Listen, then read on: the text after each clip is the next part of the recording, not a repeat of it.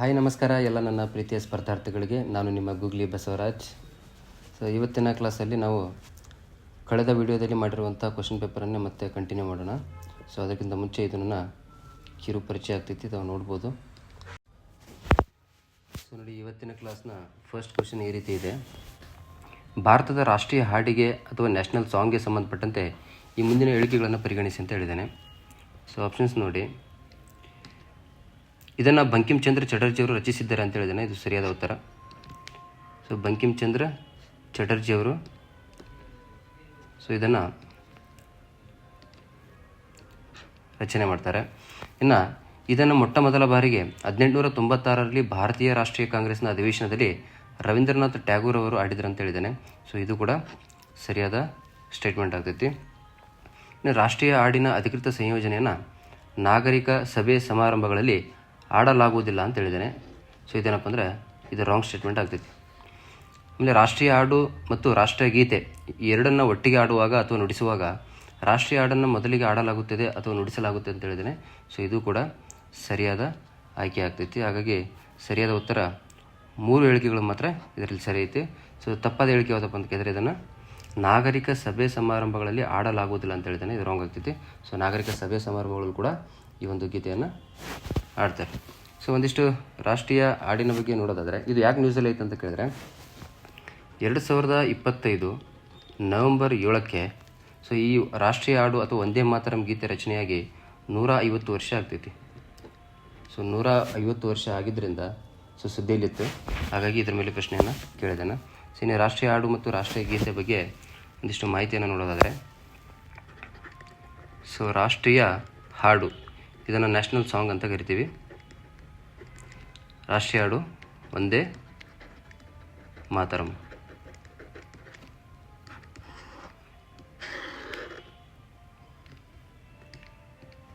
ಇದ್ರ ಬಗ್ಗೆ ಒಂದಿಷ್ಟು ಮಾಹಿತಿಯನ್ನು ನೋಡೋದಾದರೆ ಇದನ್ನು ಬರೆದವರು ಯಾರು ಅಂತ ಕೇಳಿದ್ರೆ ಬಂಕಿಂ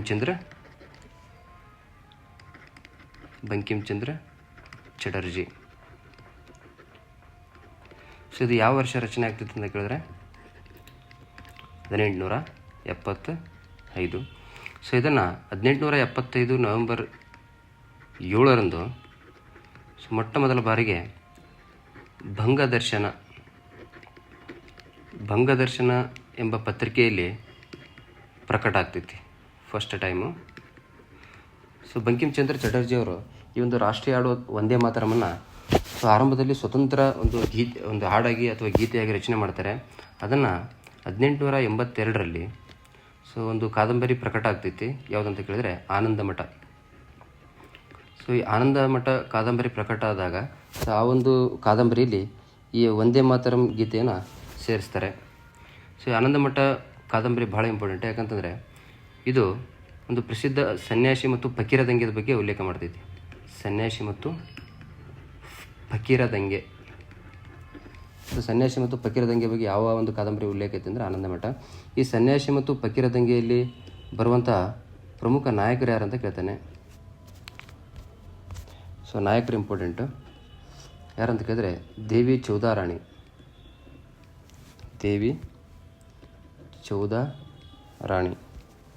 ಮತ್ತು ಇನ್ನೊಬ್ಬರು ಪ್ರಮುಖ ನಾಯಕರು ಬರ್ತಾರೆ, ಭವಾನಿ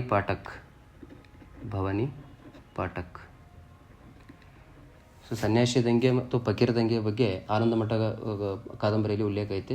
ಈ ದಂಗೆಯಲ್ಲಿ ಬರುವಂಥ ಪ್ರಮುಖ ನಾಯಕರು ಯಾರಪ್ಪ ಅಂದರೆ ದೇವಿ ಚೌದಾರಾಣಿ ಮತ್ತು ಭವಾನಿ ಪಾಠಕ್ ಅಂತೇಳಿ. ಇದನ್ನು 1896ರಲ್ಲಿ ಕಲ್ಕತ್ತಾ ಕಾಂಗ್ರೆಸ್ ಅಧಿವೇಶನ ಇದರ ಅಧ್ಯಕ್ಷತೆಯನ್ನು ರೆಹಮತ್ ಉಲ್ಲಾ ಸಹಾನಿ ಅವರು ವಹಿಸಿರ್ತಾರೆ. ಈ ಒಂದು ಕಾಂಗ್ರೆಸ್ ಅಧಿವೇಶನದಲ್ಲಿ ರವೀಂದ್ರನಾಥ್ ಟ್ಯಾಗೂರ್ ಅವರು ಫಸ್ಟ್ ಟೈಮ್ ಈ ಒಂದು ಹಾಡನ್ನು ಆಡ್ತಾರೆ. ಇದಾದ ನಂತರದಲ್ಲಿ ಇನ್ನು 1905 ಆಗಸ್ಟ್ 7ಕ್ಕೆ ಈ ಹಾಡನ್ನು ಫಸ್ಟ್ ಟೈಮು ಒಂದು ರಾಜಕೀಯ ಘೋಷಣೆಯಾಗಿ ಬಳಸ್ತಾರೆ. ವಂದೇ ಮಾತರಂ ಗೀತೆಯನ್ನು ರಾಜಕೀಯ ಘೋಷಣೆಯಾಗಿ ಮೊಟ್ಟ ಮೊದಲ ಬಾರಿಗೆ ಯಾವಾಗ ಬಳಸಲಾಯಿತು ಅಂತ ಕೇಳಿದರೆ 1905 ಆಗಸ್ಟ್ 7. ಸೊ ಈ ಒಂದು ದಿನದಂದು ಸ್ವದೇಶಿ ಚಳವಳಿ ಆರಂಭ ಆಗ್ತೈತಿ.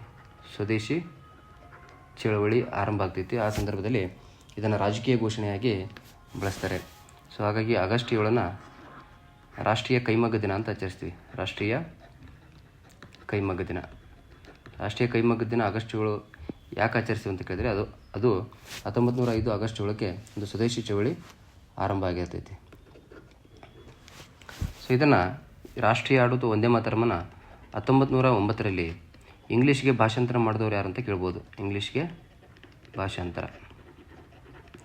ಸೊ ಅರವಿಂದ್ ಘೋಷ್ ಅವರು 1909ರಲ್ಲಿ ಇದನ್ನು ಇಂಗ್ಲೀಷ್ ಭಾಷೆಗೆ ಭಾಷಾಂತರ ಮಾಡ್ತಾರೆ. ಆಮೇಲೆ ಇದು ಯಾವ ಭಾಷೆಯಲ್ಲಿ ಐತೆ ಅಂತ ಕೇಳ್ಬೋದು. ಸೊ ಇದು ಸಂಸ್ಕೃತ ಭಾಷೆಯಲ್ಲಿ ಐತೆ. ಸಂಸ್ಕೃತ ಭಾಷೆ. ಸೊ ಬೆಂಗಾಲಿ ಲಿಪಿ ಸಂಸ್ಕೃತ ಭಾಷೆಯಲ್ಲಿರುವಂಥ ಒಂದು ಹಾಡು. ಇದು ಒಟ್ಟು ಎಷ್ಟು ಪ್ಯಾರಗಳನ್ನು ಹೊಂದಿದೆ ಅಂತ ಕೇಳಿದರೆ, ಸೊ 6 ಪ್ಯಾರಗಳನ್ನು ಹೊಂದಿದೆ. 6 ಪ್ಯಾರಗಳನ್ನು ಆಡುವುದು ಇತ್ತೀಚೆಗೆ ಕಡ್ಡಾಯಗೊಳಿಸಿದ್ದಾರೆ. ಸೊ 6 ಪ್ಯಾರಗಳನ್ನು ಹೊಂದಿರ್ತೈತಿ ಅಂತ. ಇನ್ನು ಈ ರಾಷ್ಟ್ರೀಯ ಹಾಡಿಗೆ ಸಂಬಂಧಪಟ್ಟಂತೆ ಇತ್ತೀಚೆಗೆ ಕೇಂದ್ರ ಗೃಹ ಸಚಿವಾಲಯ ಒಂದು ಪ್ರೋಟೋಕಾಲನ್ನು ಹೊರಡಿಸೈತಿ. ಸೊ 2026ರ ರಾಷ್ಟ್ರೀಯ ಹಾಡು ಪ್ರೋಟೋಕಾಲ್ ಅಂತ ಕರಿತೀವಿ. ಸೊ ಅಂದರೆ ರಾಷ್ಟ್ರೀಯ ಹಾಡನ್ನು ಯಾವ್ಯಾವ ಸಂದರ್ಭದಲ್ಲಿ ಆಡಬೇಕು, ಸೊ ಯಾವ ರೀತಿ ಆಡಬೇಕು, ಆಮೇಲೆ ಎಷ್ಟು ಅವಧಿ ಒಳಗೆ ಆಡಬೇಕು ಅನ್ನೋದನ್ನು ಬಿಡುಗಡೆ ಮಾಡಿದ್ದಾರೆ. ಸೊ ಇದನ್ನು ರಾಷ್ಟ್ರೀಯ ಹಾಡನ್ನು ಆಡಲು ತೆಗೆದುಕೊಳ್ಳುವಂಥ ಅವಧಿ ಎಷ್ಟು ಅಂತ ಕೇಳಿದರೆ 3 ನಿಮಿಷ 10 ಸೆಕೆಂಡು. ಆಮೇಲೆ 6 ಪ್ಯಾರಗಳನ್ನು ಆಡುವುದು ಕಡ್ಡಾಯ. 6 ಪ್ಯಾರ ಕೂಡ ಕಡ್ಡಾಯ ಆಗಿರ್ತೈತಿ. ಆಮೇಲೆ ಇದನ್ನು ಯಾವ್ಯಾವ ಸಂದರ್ಭದಲ್ಲಿ ಆಡಬೇಕಂತ ಕೇಳಿದ್ದಾನೆ. ಸೊ ನಾಗರಿಕ ಸಭೆ ಸಮಾರಂಭ ಅಂದರೆ ಈ ಪದ್ಮಶ್ರೀ, ಪದ್ಮಭೂಷಣ, ಪದ್ಮವಿಭೂಷಣ, ಭಾರತ ರತ್ನ ಪ್ರಶಸ್ತಿಗಳನ್ನು ಏನು ಪ್ರದಾನ ಮಾಡ್ತಾರಲ್ಲ ರಾಷ್ಟ್ರಪತಿಯವರು, ಸೊ ಆ ಸಂದರ್ಭದಲ್ಲಿ ಈ ರಾಷ್ಟ್ರೀಯ ಹಾಡನ್ನು ಆಡುವುದು ಕಡ್ಡಾಯ ಐತೆ. ನಾಗರಿಕ ಸಭೆ ಸಮಾರಂಭ. ಇನ್ನು ಯಾವುದೇ ಸರ್ಕಾರ, ಕೇಂದ್ರ ಸರ್ಕಾರ ಆಗಲಿ, ರಾಜ್ಯ ಸರ್ಕಾರಗಳಾಗಲಿ ಅಥವಾ ಕೇಂದ್ರದ ಪ್ರದೇಶದ ಸರ್ಕಾರಗಳಾಗಿರಲಿ, ಸೊ ಆ ಸರ್ಕಾರಗಳು ಆಯೋಜನೆ ಮಾಡಿರುವಂಥ ಕಾರ್ಯಕ್ರಮಕ್ಕೆ ರಾಷ್ಟ್ರಪತಿ ಅಥವಾ ರಾಜ್ಯಪಾಲರು ಪ್ರವೇಶ ಮಾಡಿದಾಗ, ಅಂದರೆ ಎಂಟರ್ ಆಗಿದಾಗ ಸೊ ಈ ಹಾಡನ್ನು ಆಡಬೇಕು. ಮತ್ತು ಅವರ ಆ ಒಂದು ಕಾರ್ಯಕ್ರಮ ಬಿಟ್ಟು ಹೋಗುವಾಗ ಕೂಡ ಈ ಒಂದು ರಾಷ್ಟ್ರೀಯ ಹಾಡನ್ನು ಆಡುವುದು ಅಥವಾ ನುಡಿಸೋದು ಕಡ್ಡಾಯ ಆಗಿರ್ತೈತಿ. ಇನ್ನು ಅದರ ಜೊತೆಗೆ ಆಲ್ ಇಂಡಿಯಾ ರೇಡಿಯೋ ಮತ್ತು ದೂರದರ್ಶನದಲ್ಲಿ ರಾಷ್ಟ್ರಪತಿಯವರು ದೇಶದ ಕುರಿತು ಮಾತನಾಡುವಂತಹ ಮುಂಚೆ ಮತ್ತು ಆ ಒಂದು ಸ್ಪೀಚ್ ನಂತರ ಈ ಒಂದು ಹಾಡನ್ನು ಆಡುವುದು ಕಡ್ಡಾಯ. ಇನ್ನು ರಾಷ್ಟ್ರಧ್ವಜವನ್ನು ಪರೇಡ್ಗೆ ತಂದಾಗ, ಅಧಿಕೃತ ಸಭೆ ಸಮಾರಂಭಗಳಲ್ಲಿ ರಾಷ್ಟ್ರಧ್ವಜವನ್ನು ಬಿಚ್ಚಿದಾಗ, ಆಮೇಲೆ ಎಲ್ಲ ಶಾಲಾ ಕಾಲೇಜುಗಳಲ್ಲಿ, ಆಮೇಲೆ ರಾಷ್ಟ್ರೀಯ ಹಾಡು ಮತ್ತು ರಾಷ್ಟ್ರೀಯ ಗೀತೆಯನ್ನು ಒಟ್ಟಿಗೆ ಆಡುವ ಸಂದರ್ಭ ಬಂತು ಅಂತಂದರೆ, ಸೊ ಆ ಸಂದರ್ಭದಲ್ಲಿ ರಾಷ್ಟ್ರೀಯ ಹಾಡು ಮೊದಲು ಹಾಡಲಾಗ್ತೈತಿ ಅಥವಾ ನುಡಿಸಲಾಗ್ತೈತಿ. ಸೊ ರಾಷ್ಟ್ರೀಯ ಹಾಡನ್ನು ಫಸ್ಟ್ ಆಡುತ್ತಿದ್ದಾರೆ, ಅದಾದ ನಂತರ ರಾಷ್ಟ್ರಗೀತೆಯನ್ನು ಆಡಬೇಕು ಅನ್ನೋದನ್ನು ಈ ಒಂದು ಪ್ರೋಟೋಕಾಲಲ್ಲಿ ನಿಗದಿಪಡಿಸಿದ್ದಾರೆ. ಇನ್ನು ಅದರ ಜೊತೆಗೆ ಚಲನಚಿತ್ರದ ಭಾಗವಾಗಿ ವಂದೇ ಮಾತರಂ ಹಾಡು ಬಂದಾಗ ಪ್ರೇಕ್ಷಕರು ಎದ್ದು ನಿಲ್ಲುವ ಅಗತ್ಯ ಇಲ್ಲ ಅಂತೇಳಿ ಈ ಒಂದು ಪ್ರೋಟೋಕಾಲಲ್ಲಿ ತೊಗೊಂಡಿದ್ದಾರೆ. ಯಾಕಂತಂದರೆ ಇದು ರಾಷ್ಟ್ರೀಯ ಹಾಡು ಮತ್ತು ರಾಷ್ಟ್ರಗೀತೆಗೆ ಸಂಬಂಧಪಟ್ಟಂತೆ 2016ರಲ್ಲಿ ಒಂದು ಸುಪ್ರೀಂ ಕೋರ್ಟ್ ಪ್ರಕರಣ ಆಗ್ತೈತಿ. ಸುಪ್ರೀಂ ಕೋರ್ಟ್ ಪ್ರಕರಣ. ಸೊ ಆ ಸಂದರ್ಭದಲ್ಲಿ ಸುಪ್ರೀಂ ಕೋರ್ಟ್ ಏನು ಹೇಳ್ತಪ್ಪ ಅಂತಂದರೆ, ದೇಶದ ಎಲ್ಲ ಚಿತ್ರಮಂದಿರಗಳಲ್ಲಿ ಅಂದರೆ ಚಿತ್ರಮಂದಿರಗಳಲ್ಲಿ ಸೊ ಫಿಲ್ಮ್ ಸ್ಟಾರ್ಟ್ ಆಗೋಕ್ಕಿಂತ ಮುಂಚೆ ರಾಷ್ಟ್ರೀಯ ಹಾಡು ಮತ್ತು ರಾಷ್ಟ್ರೀಯ ಗೀತೆಯನ್ನು ಕಡ್ಡಾಯವಾಗಿ ಆಡಬೇಕು ಅಂತೇಳಿಸಿಂದ ಒಂದು ತೀರ್ಪನ್ನು ಕೊಟ್ಟಿರ್ತೈತಿ, ಮಧ್ಯಂತರ ತೀರ್ಪು. ಸೊ ಆ ಸಂದರ್ಭದಲ್ಲಿ ಮತ್ತೆ ಅದಕ್ಕೆ ಒಂದು ರಿವ್ಯೂ ಪಿಟಿಷನ್ ಹಾಕ್ತಾರೆ.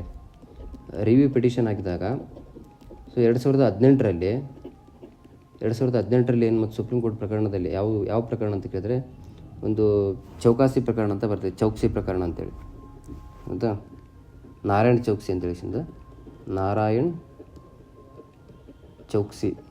ಚೌಕ್ಸಿ ವರ್ಸಸ್ ಯೂನಿಯನ್ ಆಫ್ ಇಂಡಿಯಾ ಪ್ರಕರಣದಲ್ಲಿ ಸುಪ್ರೀಂ ಕೋರ್ಟ್ ಏನು ಹೇಳ್ತಪ್ಪ ಅಂತಂದರೆ, ಸೊ ಎಲ್ಲ ಚಿತ್ರಮಂದಿರಗಳಲ್ಲಿ ಫಿಲ್ಮ್ ಸ್ಟಾರ್ಟ್ ಆಗೋಕ್ಕಿಂತ ಮುಂಚೆ ರಾಷ್ಟ್ರಗೀತೆಯನ್ನು ಆಡುವುದು ಸೊ ಕಡ್ಡಾಯ ಅಲ್ಲ ಅಂತೇಳಿಸಿಂದ 2018ರಲ್ಲಿ ಮತ್ತೆ ತನ್ನ ತೀರ್ಪನ್ನು ಬದಲಿಸ್ತೈತಿ. ಸೊ ಇದು ಇಂಪಾರ್ಟೆಂಟ್ ಆಗ್ತೈತಿ. ಇದು ಯಾಕೆ ನ್ಯೂಸಲ್ಲಿ ಅಂತ ಕೇಳಿದ್ರೆ, ಸೊ ರಾಷ್ಟ್ರೀಯ ಹಾಡಿಗೆ 150 ವರ್ಷಾಚರಣೆ ಆಗೈತೆ. 150ನೇ ವರ್ಷಾಚರಣೆ ಆಗ್ತೈತಿ. ಅಂದರೆ 1875 ನವಂಬರ್ 7ಕ್ಕೆ ಇದು ಬಂಗದರ್ಶನ ಪತ್ರಿಕೆಯಲ್ಲಿ ಪ್ರಕಟ ಆಗ್ತೈತಿ. 2025ಕ್ಕೆ 150 ವರ್ಷ ಆಗಿದ್ದರಿಂದ ಇದು ಸುದ್ದಿಯಲ್ಲಿತ್ತು. ಹಾಗಾಗಿ ಈ ಒಂದು ಕಾನ್ಸೆಪ್ಟ್ ಮೇಲೆ ಪ್ರಶ್ನೆಯನ್ನು ಕೇಳಿದ್ದಾನೆ. ಇನ್ನು ನೆಕ್ಸ್ಟ್ ರಾಷ್ಟ್ರಗೀತೆ ಬಗ್ಗೆ ಒಂದಿಷ್ಟು ಮಾಹಿತಿಯನ್ನು ನೋಡೋದಾದರೆ, ರಾಷ್ಟ್ರೀಯ ಗೀತೆ ಸೊ ಇದು ರಚನೆ ಮಾಡಿದವರು ಯಾರು ಅಂತ ಕೇಳಿದ್ರೆ, ಸೊ ರಾಷ್ಟ್ರಗೀತೆಯನ್ನು ರಚನೆ ಮಾಡಿದವರು ರವೀಂದ್ರನಾಥ್ ಟ್ಯಾಗೋರು. ಸೊ ಯಾವಾಗ ರಚನೆ ಮಾಡ್ತಾರೆ ಅಂದರೆ 1911 ಡಿಸೆಂಬರ್ 11. ಸೊ ಯಾವ ಭಾಷೆಯಲ್ಲಿ ಇತ್ತಿತ್ತು ಅಂತ ಕೇಳಿದ್ರೆ ಬೆಂಗಾಲಿ ಮಿಶ್ರಿತ ಸಂಸ್ಕೃತ. ಸೊ ಇದನ್ನು ಇನ್ನೊಂದು ಹೆಸರನ್ನು ಕೂಡ ಕರಿತೀವಿ, ಸಾಧು ಭಾಷೆ ಅಂತೇಳಿ. ಸಾಧು ಭಾಷೆಯಲ್ಲಿ ರಚನೆ ಆಗ್ತೈತಿ. ಸೊ ಫಸ್ಟ್ ಆಡಿದ್ದು ಯಾವಾಗ ಅಂತ ಕೇಳಿದರೆ, ಸೊ ಫಸ್ಟ್ ಟೈಮ್ ಮಾಡಿದ್ದು 1911 ಕಲ್ಕತ್ತಾ ಕಾಂಗ್ರೆಸ್ ಅಧಿವೇಶನದಲ್ಲಿ ಇದನ್ನು ಮೊದಲ ಬಾರಿಗೆ ಅಧಿವೇಶನದಲ್ಲಿ ಆಡಲಾಗ್ತೈತಿ. ಸೊ ಫಸ್ಟ್ ಟೈಮ್ ಯಾರು ಆಡ್ತಾರೆ ಅಂತ ಕೇಳಿದರೆ ಸರಳಾ ದೇವಿ. ಸೊ 1911 ಡಿಸೆಂಬರ್ 27ರಂದು ಕಲ್ಕತ್ತಾ ಕಾಂಗ್ರೆಸ್ ಅಧಿವೇಶನದಲ್ಲಿ ಸರಳಾ ದೇವಿಯವರು ಆಡ್ತಾರೆ. ಈ ಒಂದು ಅಧಿವೇಶನದ ಅಧ್ಯಕ್ಷತೆಯನ್ನು ವಹಿಸಿದವರು ಯಾರಪ್ಪ ಅಂತ ಕೇಳಿದರೆ ಬಿ.ಎನ್. ದರ್ ಅವರು ಇದರ ಒಂದು ಅಧ್ಯಕ್ಷತೆಯನ್ನು ವಹಿಸಿರ್ತಾರೆ. ಇನ್ನು ಇದು ಮೊದಲ ಬಾರಿಗೆ ಪ್ರಕಟ ಆಗಿದ್ದು ಯಾವ ಒಂದು ಪತ್ರಿಕೆಯಲ್ಲಿ ಅಂತ ಕೇಳ್ಬೋದು. ಪ್ರಕಟ ಪತ್ರಿಕೆ. ಸೊ ಯಾವುದಪ್ಪ ಅಂದರೆ ತತ್ವಬೋಧಿನಿ. ನೋಡಿ, ರಾಷ್ಟ್ರೀಯ ಹಾಡು ಯಾವ ಪತ್ರಿಕೆಯಲ್ಲಿ ಪ್ರಕಟ ಆಗ್ತದೆ ಅಂತ ಕೇಳಿದ್ರೆ ಬಂಗದರ್ಶನ. ರಾಷ್ಟ್ರೀಯ ಗೀತೆ ಸೊ ಇದು ಯಾವ ಪತ್ರಿಕೆಯಲ್ಲಿ ಪ್ರಕಟ ಆಗ್ತದೆ ಅಂತ ಕೇಳಿದ್ರೆ ತತ್ವಬೋಧಿನಿ ಪತ್ರಿಕೆ. ಇದು ಬ್ರಹ್ಮ ಸಮಾಜದ ಒಂದು ಪತ್ರಿಕೆ ಆಗಿರ್ತೈತಿ. ಸೊ ಇದರಲ್ಲಿ ಪ್ರಕಟ ಆಗ್ತೈತಿ. ಯಾವಾಗಂದ್ರೆ 1912 ಜನವರಿಯಲ್ಲಿ. ಸೊ ಯಾವ ಟೈಟಲ್ ಅಡಿಯಲ್ಲಿ ಇದು ಪ್ರಕಟ ಆಗ್ತದೆ ಅಂತ ಕೇಳಿದರೆ ಭಾರತ ಭಾಗ್ಯವಿಧಾತ ಒಂದು ಟೈಟಲ್ ಅಡಿಯಲ್ಲಿ ತತ್ವಬೋಧಿನಿ ಪತ್ರಿಕೆಯಲ್ಲಿ ಪ್ರಕಟ ಆಗ್ತೈತಿ. ಸೊ ಇದು ರಾಷ್ಟ್ರಗೀತೆ ಎಷ್ಟು ಪ್ಯಾರಾಗಳನ್ನು ಹೊಂದಿದೆ ಅಂತ ಕೇಳ್ಬೋದು. ಒಟ್ಟು ಪ್ಯಾರಾ ಅಥವಾ ಸ್ಟ್ಯಾಂಜಾ ಸೊ ಎಷ್ಟು ಅಂತ ಕೇಳಿದ್ರೆ 5. ಸೊ ರಾಷ್ಟ್ರೀಯ ಹಾಡು ಒಂದೇ ಮಾತರಂ 6 ಪ್ಯಾರಾ. ಸೊ ರಾಷ್ಟ್ರಗೀತೆ ಜನಗಣಮನ ಇದು 5 ಪ್ಯಾರಾವನ್ನು ಹೊಂದಿರ್ತೈತಿ ಅಂತ. ಇನ್ನು ನೆಕ್ಸ್ಟ್, ಸೊ ಇದನ್ನು ಹಿಂದಿ ಭಾಷೆಗೆ ಭಾಷಾಂತರ ಮಾಡಿದವರು ಯಾರು ಅಂತ ಕೇಳ್ಬೋದು. ಹಿಂದಿ ಭಾಷೆಗೆ ಭಾಷಾಂತರ ಮಾಡಿದವರು ಅಬೀದ್ ಅಲಿ ಅಂತೇಳಿ. ಸೊ 1950ರಲ್ಲಿ ಇದನ್ನು ಹಿಂದಿ ಭಾಷೆಗೆ ಭಾಷಾಂತರ ಮಾಡ್ತಾರೆ. ಇನ್ನು ಇಂಗ್ಲೀಷ್ ಭಾಷೆಗೆ ಭಾಷಾಂತರ, ಇದು ಭಾಳ ಇಂಪಾರ್ಟೆಂಟ್ ಆಗ್ತೈತಿ. ಇಂಗ್ಲೀಷ್ ಭಾಷೆಗೆ ಭಾಷಾಂತರ ಸೊ ಯಾರು ಮಾಡ್ತಾರೆ ಅಂತ ಕೇಳಿದ್ರೆ, ಸೊ ರವೀಂದ್ರನಾಥ್ ಟ್ಯಾಗೋರ್ ಅವರೇ ಮಾಡ್ತಾರೆ. ಸೊ ಮಾರ್ಗ್ರೆಟ್ ಕಜಿನ್ ಅವರ ಒಂದು ಹೆಲ್ಪ್ ತೊಗೊಂಡು ಮಾಡ್ತಾರೆ, ರವೀಂದ್ರನಾಥ್ ಟ್ಯಾಗೋರ್. ಇದು ಇಂಪಾರ್ಟೆಂಟ್. ಇಂಗ್ಲೀಷ್ ಭಾಷೆಗೆ ಭಾಷಾಂತರವನ್ನು ರವೀಂದ್ರನಾಥ್ ಟ್ಯಾಗೋರ್ ಅವರು ಯಾವ ಸ್ಥಳದಲ್ಲಿ ಮಾಡ್ತಾರೆ ಅಂತ ಒಂದು ಸಲ ಕ್ವಶನ್ ಕೇಳಿದ್ದಾನೆ. ಸೊ ಎಲ್ಲಿ ಅಂತ ಕೇಳಿದ್ರೆ ಆಂಧ್ರ ಪ್ರದೇಶದ ಮದನಪಲ್ಲಿಯ ಬೇಸೆಂಟ್ ಥಿಯೋಸಾಫಿಕಲ್ ಕಾಲೇಜಿನಲ್ಲಿ ಭಾಷಾಂತರ ಮಾಡ್ತಾರೆ. ಸೊ ಯಾವಾಗ ಅಂತ ಕೇಳಿದ್ರೆ 1919 ಫೆಬ್ರವರಿ 28. ಸೊ ಯಾವ ಒಂದು ಶೀರ್ಷಿಕೆ ಅಡಿಯಲ್ಲಿ ಅಂತ ಕೇಳ್ಬೋದು. ಶೀರ್ಷಿಕೆ ಮಾರ್ನಿಂಗ್ ಸಾಂಗ್ ಆಫ್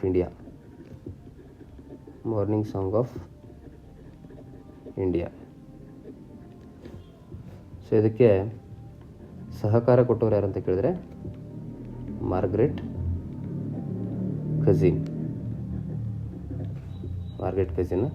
ಇನ್ನು ಈ ಒಂದು ರಾಷ್ಟ್ರಗೀತೆಯ ಮೂಲ ಸಂಗೀತ ಸಂಯೋಜನೆ ಮಾಡಿದ್ರು ಅಂತ ಕೇಳ್ಬೋದು. ಮೂಲ ಸಂಗೀತ ಸಂಯೋಜನೆ ಸೊ ಟ್ಯಾಗೋರ್ ಅವರೇ ಮಾಡ್ತಾರೆ. ಇನ್ನು ಪ್ರಸ್ತುತ ಸಂಗೀತ ಸಂಯೋಜನೆ ಸೊ ಯಾರದ್ದು ಅಂತ ಕೇಳಿದ್ರೆ so captain Ram Singh Thakur, captain Ram Singh Thakur ಅವರು ಈ ಒಂದು ಪ್ರಸ್ತುತ ಇರುವಂಥ ಸಂಗೀತ ಸಂಯೋಜನೆಯನ್ನು ಮಾಡ್ತಾರೆ. ಇನ್ನು ಈ ಒಂದು ರಾಷ್ಟ್ರಗೀತೆಯನ್ನು ಆಡಲು ತೆಗೆದುಕೊಳ್ಳುವಂತಹ ಕಾಲ ಸೊ ಎಷ್ಟು ಟೈಮ್ ತೊಗೋಬೇಕಂತ ಕೇಳಿದರೆ 52 ಸೆಕೆಂಡ್. ಕೆಲವು ವಿಶೇಷ ಸಂದರ್ಭಗಳಲ್ಲಿ ಅಂದರೆ ದೇಶದ ಮಹಾನ್ ಅಥವಾ ಗಣ್ಯ ವ್ಯಕ್ತಿಗಳು ನಿಧನ ಆದಾಗ ಸೊ ಸೊ ಫಸ್ಟ್ ಸಾಲು ಮತ್ತು ಕೊನೆಯ ಸಾಲನ್ನು ಆಡಲಾಗ್ತೈತಿ. ಸೊ ಆ ಸಂದರ್ಭದಲ್ಲಿ 20 ಸೆಕೆಂಡನ್ನು ತೆಗೆದುಕೊಳ್ತಾರೆ. ಅದಾದಮೇಲೆ ಇದು ಯಾವ ರಾಗದಲ್ಲಿದೆ ಅಂತ ಕೇಳ್ಬೋದು. ಸೊ ಯಾವ ರಾಗದಲ್ಲಿದೆ ಅಂತ ಕೇಳಿದ್ರೆ ಸೊ ಇದು ಅಲಯ್ಯ ಬಿಲವಾಲ ರಾಗ. ಕೆಲವೊಂದು ಕಡೆ ಇದು ಮಲ್ಲಾರ ರಾಗ ಅಂತ ಮೆನ್ಷನ್ ಮಾಡಿದ್ದಾನೆ. ನೆಕ್ಸ್ಟ್ ಇದು ಯಾವ ಸ್ವರದಲ್ಲಿದೆ ಅಂತ ಕೇಳ್ಬೋದು. ಯಾವ ಸ್ವರ ಅಂತ ಕೇಳಿದ್ರೆ ಮಾಧ್ಯಮ ಸ್ವರ. ರಾಷ್ಟ್ರಗೀತೆ ಮಾಧ್ಯಮ ಸ್ವರದಲ್ಲಿ ಇದೆ. ಇನ್ನು ಇದನ್ನು ಯಾವ ಸಂದರ್ಭದಲ್ಲಿ ಆಡಲಾಗುತ್ತೆ ಅಂತ ಕೇಳ್ತಾನೆ ಅಥವಾ ನುಡಿಸಲಾಗುತ್ತದೆ ಅಂತ ಕೇಳ್ತಾನೆ. ಸೊ ಇದಕ್ಕೇನು ಸ್ವಲ್ಪ ವ್ಯತ್ಯಾಸ ಐತೆ ಅಷ್ಟೇ. ರಾಷ್ಟ್ರಗೀತೆಯನ್ನು ನಾಗರಿಕ ಮತ್ತು ಮಿಲಿಟರಿ ಸಮಾರಂಭಗಳಲ್ಲಿ ಕೂಡ ಆಡಲಾಗ್ತೈತೆ. ಸೊ ರಾಷ್ಟ್ರೀಯ ಹಾಡನ್ನು ನಾಗರಿಕ ಸಭೆ ಸಮಾರಂಭಗಳು ಆಡಿದರೆ ರಾಷ್ಟ್ರಗೀತೆಯನ್ನು ನಾಗರಿಕ ಮತ್ತು ಮಿಲಿಟರಿ ಸಭೆ ಸಮಾರಂಭಗಳಲ್ಲಿ ಆಡಲಾಗ್ತೈತೆ ಅಥವಾ ನುಡಿಸಲಾಗ್ತೈತೆ. ಇನ್ನು ನೌಕಾಪಡೆ ಧ್ವಜಾರೋಹಣ ಮಾಡುವಂಥ ಸಂದರ್ಭದಲ್ಲಿ ವಿದೇಶಿ ಅತಿಥಿಗಳು ಭಾರತಕ್ಕೆ ಬಂದಾಗ, ಆಮೇಲೆ ಭಾರತದಲ್ಲಿ ವಿದೇಶಿ ಪ್ರತಿನಿಧಿಗಳ ಸಭೆ ಸಮಾರಂಭಗಳಲ್ಲಿ ಕೂಡ ಈ ಒಂದು ರಾಷ್ಟ್ರಗೀತೆಯನ್ನು ಆಡಲಾಗ್ತೈತಿ. ಮತ್ತು ಉಳಿದದ್ದೆಲ್ಲ ಏನದಲ್ಲ ಅವೆಲ್ಲ ರಾಷ್ಟ್ರೀಯ ಹಾಡಿನಂತೆ ಇರ್ತವೆ. ಅಂದರೆ ರಾಷ್ಟ್ರೀಯ ಹಾಡು ಮತ್ತು ರಾಷ್ಟ್ರಗೀತೆಯನ್ನು ಆಡುವಂಥ ಸಂದರ್ಭಗಳು ಆಲ್ಮೋಸ್ಟ್ ಸೇಮ್ ಇರ್ತೈತಿ. ಆದರೆ ನಾಗರಿಕ ಮತ್ತು ಮಿಲಿಟರಿ ಸಭೆ ಸಮಾರಂಭಗಳಲ್ಲಿ ರಾಷ್ಟ್ರಗೀತೆಯನ್ನು ಆಡಲಾಗ್ತೈತಿ. ಆದರೆ ಮಿಲಿಟರಿ ಸಮಾರಂಭಗಳಲ್ಲಿ ರಾಷ್ಟ್ರೀಯ ಹಾಡನ್ನು ಆಡಲಾಗೋದಿಲ್ಲ. ಸೊ ಇನ್ನು ರವೀಂದ್ರನಾಥ್ ಟ್ಯಾಗೋರ್ ಅವರು ಗೀತಾಂಜಲಿ ಕೃತಿಯನ್ನು ಬರೀತಾರೆ 1913. ಅದಕ್ಕೆ ಒಂದು ನೊಬೆಲ್ ಪ್ರಶಸ್ತಿ ಕೂಡ ಕೊಡ್ತಾರೆ ಸಾಹಿತ್ಯ ವಿಭಾಗದಲ್ಲಿ. ಸೊ ಏಷ್ಯಾದಲ್ಲಿ ಫಸ್ಟ್ ಟೈಮ್ ಸಾಹಿತ್ಯದಲ್ಲಿ ಅವರು ಪಡೆದುಕೊಳ್ತಾರೆ. ಆಮೇಲೆ ರವೀಂದ್ರನಾಥ್ ಟ್ಯಾಗೋರ್ ಅವರು ಭಾರತದ ರಾಷ್ಟ್ರಗೀತೆ ಅಷ್ಟೇ ಅಲ್ಲದೆ ಬಾಂಗ್ಲಾದೇಶದ ರಾಷ್ಟ್ರಗೀತೆಯನ್ನು ಕೂಡ ಬರೀತಾರೆ. ಅದನ್ನು ಅಮರ್ ಸೋನಾರ್ ಬಾಂಗ್ಲಾ ಅಂತ ಕರಿತೀವಿ, ಅಮರ್ ಸೋನಾರ್ ಬಾಂಗ್ಲಾ. ಆಮೇಲೆ ಶಾಂತಿನಿಕೇತನ ವಿಶ್ವಭಾರತಿ ವಿಶ್ವವಿದ್ಯಾಲಯವನ್ನು ಕೂಡ ಅವರು ಸ್ಥಾಪನೆ ಮಾಡ್ತಾರೆ. ಇದಿಷ್ಟು ಏನಪ್ಪ ಅಂದರೆ ಈ ಪ್ರಶ್ನೆಯ ವಿವರಣೆ ಆಗಿರ್ತೈತಿ. ಇನ್ನು ನೆಕ್ಸ್ಟ್ ಪ್ರಶ್ನೆ ನೋಡೋಣ. ನೋಡಿ, ನೆಕ್ಸ್ಟ್ ಪ್ರಶ್ನೆ ಈ ರೀತಿ ಇದೆ. ಇತ್ತೀಚೆಗೆ ಆಂಧ್ರ ಪ್ರದೇಶ ಸರ್ಕಾರವು ಮಾನವ ಮತ್ತು ಪ್ರಾಣಿಗಳ ನಡುವಿನ ಸಂಘರ್ಷವನ್ನು ತಗ್ಗಿಸಲು ಪ್ರಾಜೆಕ್ಟ್ ಹನುಮಾನನ್ನು ಪ್ರಾರಂಭಿಸಿತು. ಈ ಯೋಜನೆಯ ಅಂಶಗಳು ಯಾವುವು ಅಂತ ಕೇಳಿದ್ದಾನೆ. ಇದರ ನೋಡಿ, ಕ್ಷಿಪ್ರ ಪ್ರತಿಕ್ರಿಯೆ ವಾಹನಗಳು ಮತ್ತು ಆಂಬ್ಯುಲೆನ್ಸ್ಗಳು. ಸೊ ಇದು ಸರಿಯಾದ ಉತ್ತರ ಆಗ್ತೈತಿ. ಸೊ ಇದು ಮಾನವ ಮತ್ತು ಪ್ರಾಣಿ ಸಂಘರ್ಷವನ್ನು ತಡೆಗಟ್ಟುವ ಉದ್ದೇಶದಿಂದ ಆಂಧ್ರ ಪ್ರದೇಶ ಸರ್ಕಾರ ಒಂದು ಉತ್ತಮ ಹೆಜ್ಜೆಯನ್ನು ಇಟ್ಟೈತಿ. ಸೊ ಅದೇನಪ್ಪ ಅಂದರೆ ಪ್ರಾಜೆಕ್ಟ್ ಹನುಮಾನ್ ಅಂತೇಳಿ. ಸೊ ಇದರಲ್ಲಿ ಕ್ಷಿಪ್ರ ಪ್ರತಿಕ್ರಿಯೆ ವಾಹನಗಳು ಮತ್ತು ಆಂಬ್ಯುಲೆನ್ಸ್ಗಳನ್ನ ಕೂಡ ಇರ್ತಾವೆ. ಸೊ ಕ್ಷಿಪ್ರ ಪ್ರತಿಕ್ರಿಯೆ ವಾಹನಗಳು ಅಂತಂದರೆ ಇದು ಎಮರ್ಜೆನ್ಸಿ ಯೂನಿಟ್ಗಳಿರ್ತವೆ. ಈಗ ನಮ್ಮ ಕಡೆ 112 ಯಾವ ರೀತಿ ಮಾಡಿದ್ದಾರೆ ಅಂದರೆ, ಸೊ ಜನರಿಗೆ ಏನಾರ ಪ್ರಾಬ್ಲಮ್ಸ್ ಆದರೆ, ಏನಾದರೂ ತೊಂದರೆ ಆದರೆ, ಸೊ ಎಮರ್ಜೆನ್ಸಿಗಾಗಿ 112 ವಾಹನ ಘಟಕಗಳನ್ನು ನಿಯೋಜನೆ ಮಾಡಿದ್ದಾರಲ್ಲ, ಅದೇ ರೀತಿ ಪ್ರಾಜೆಕ್ಟ್ ಹನುಮಾನ್ ಅಡಿಯಲ್ಲಿ ಸೊ ಈ ವನ್ಯಜೀವಿಗಳಿಗೆ ಸಂಬಂಧಪಟ್ಟಂತೆ ಒಂದು ಕ್ಷಿಪ್ರ ಪ್ರತಿಕ್ರಿಯೆ ವಾಹನಗಳನ್ನು ಮಾಡಿದ್ದಾರೆ. ಟೋಟಲ್ 100 ವಾಹನಗಳದಾವೆ. 100 ವಾಹನದಲ್ಲಿ ಒಂದು ಎಮರ್ಜೆನ್ಸಿ ವಾಹನಗಳು 100, ಆಮೇಲೆ ಆ್ಯಂಬ್ಯುಲೆನ್ಸ್ಗಳು ಒಂದು ಟೋಟಲ್ 93 ಪ್ಲಸ್ 7 ಅಂತೇಳಿ. ಸೊ 7 ಆಂಬ್ಯುಲೆನ್ಸ್ಗಳು, 93 ಕ್ಷಿಪ್ರ ಪ್ರತಿಕ್ರಿಯೆ ವಾಹನಗಳನ್ನು, ಒಟ್ಟಾರೆ 100 ವಾಹನಗಳನ್ನು ಈ ಒಂದು ಪ್ರಾಜೆಕ್ಟ್ ಹನುಮಾನ್ ಅಡಿಯಲ್ಲಿ ನಿಯೋಜನೆ ಮಾಡ್ತಾರೆ. ಆಮೇಲೆ ವನ್ಯಜೀವಿ ಸಂರಕ್ಷಣೆ ಮತ್ತು ಚಿಕಿತ್ಸಾ ಕೇಂದ್ರಗಳನ್ನು ಕೂಡ ಸ್ಥಾಪನೆ ಮಾಡಿದೆ. ಒಂದು 3-4 ಪ್ಲೇಸ್ ಕಡೆ ಸ್ಥಾಪನೆ ಮಾಡಿದ್ದಾರೆ ಚಿಕಿತ್ಸಾ ಕೇಂದ್ರಗಳು, ವಿಶಾಖಪಟ್ಟಣ ಮತ್ತು ಬೇರೆ ಬೇರೆ ನಗರಗಳದು.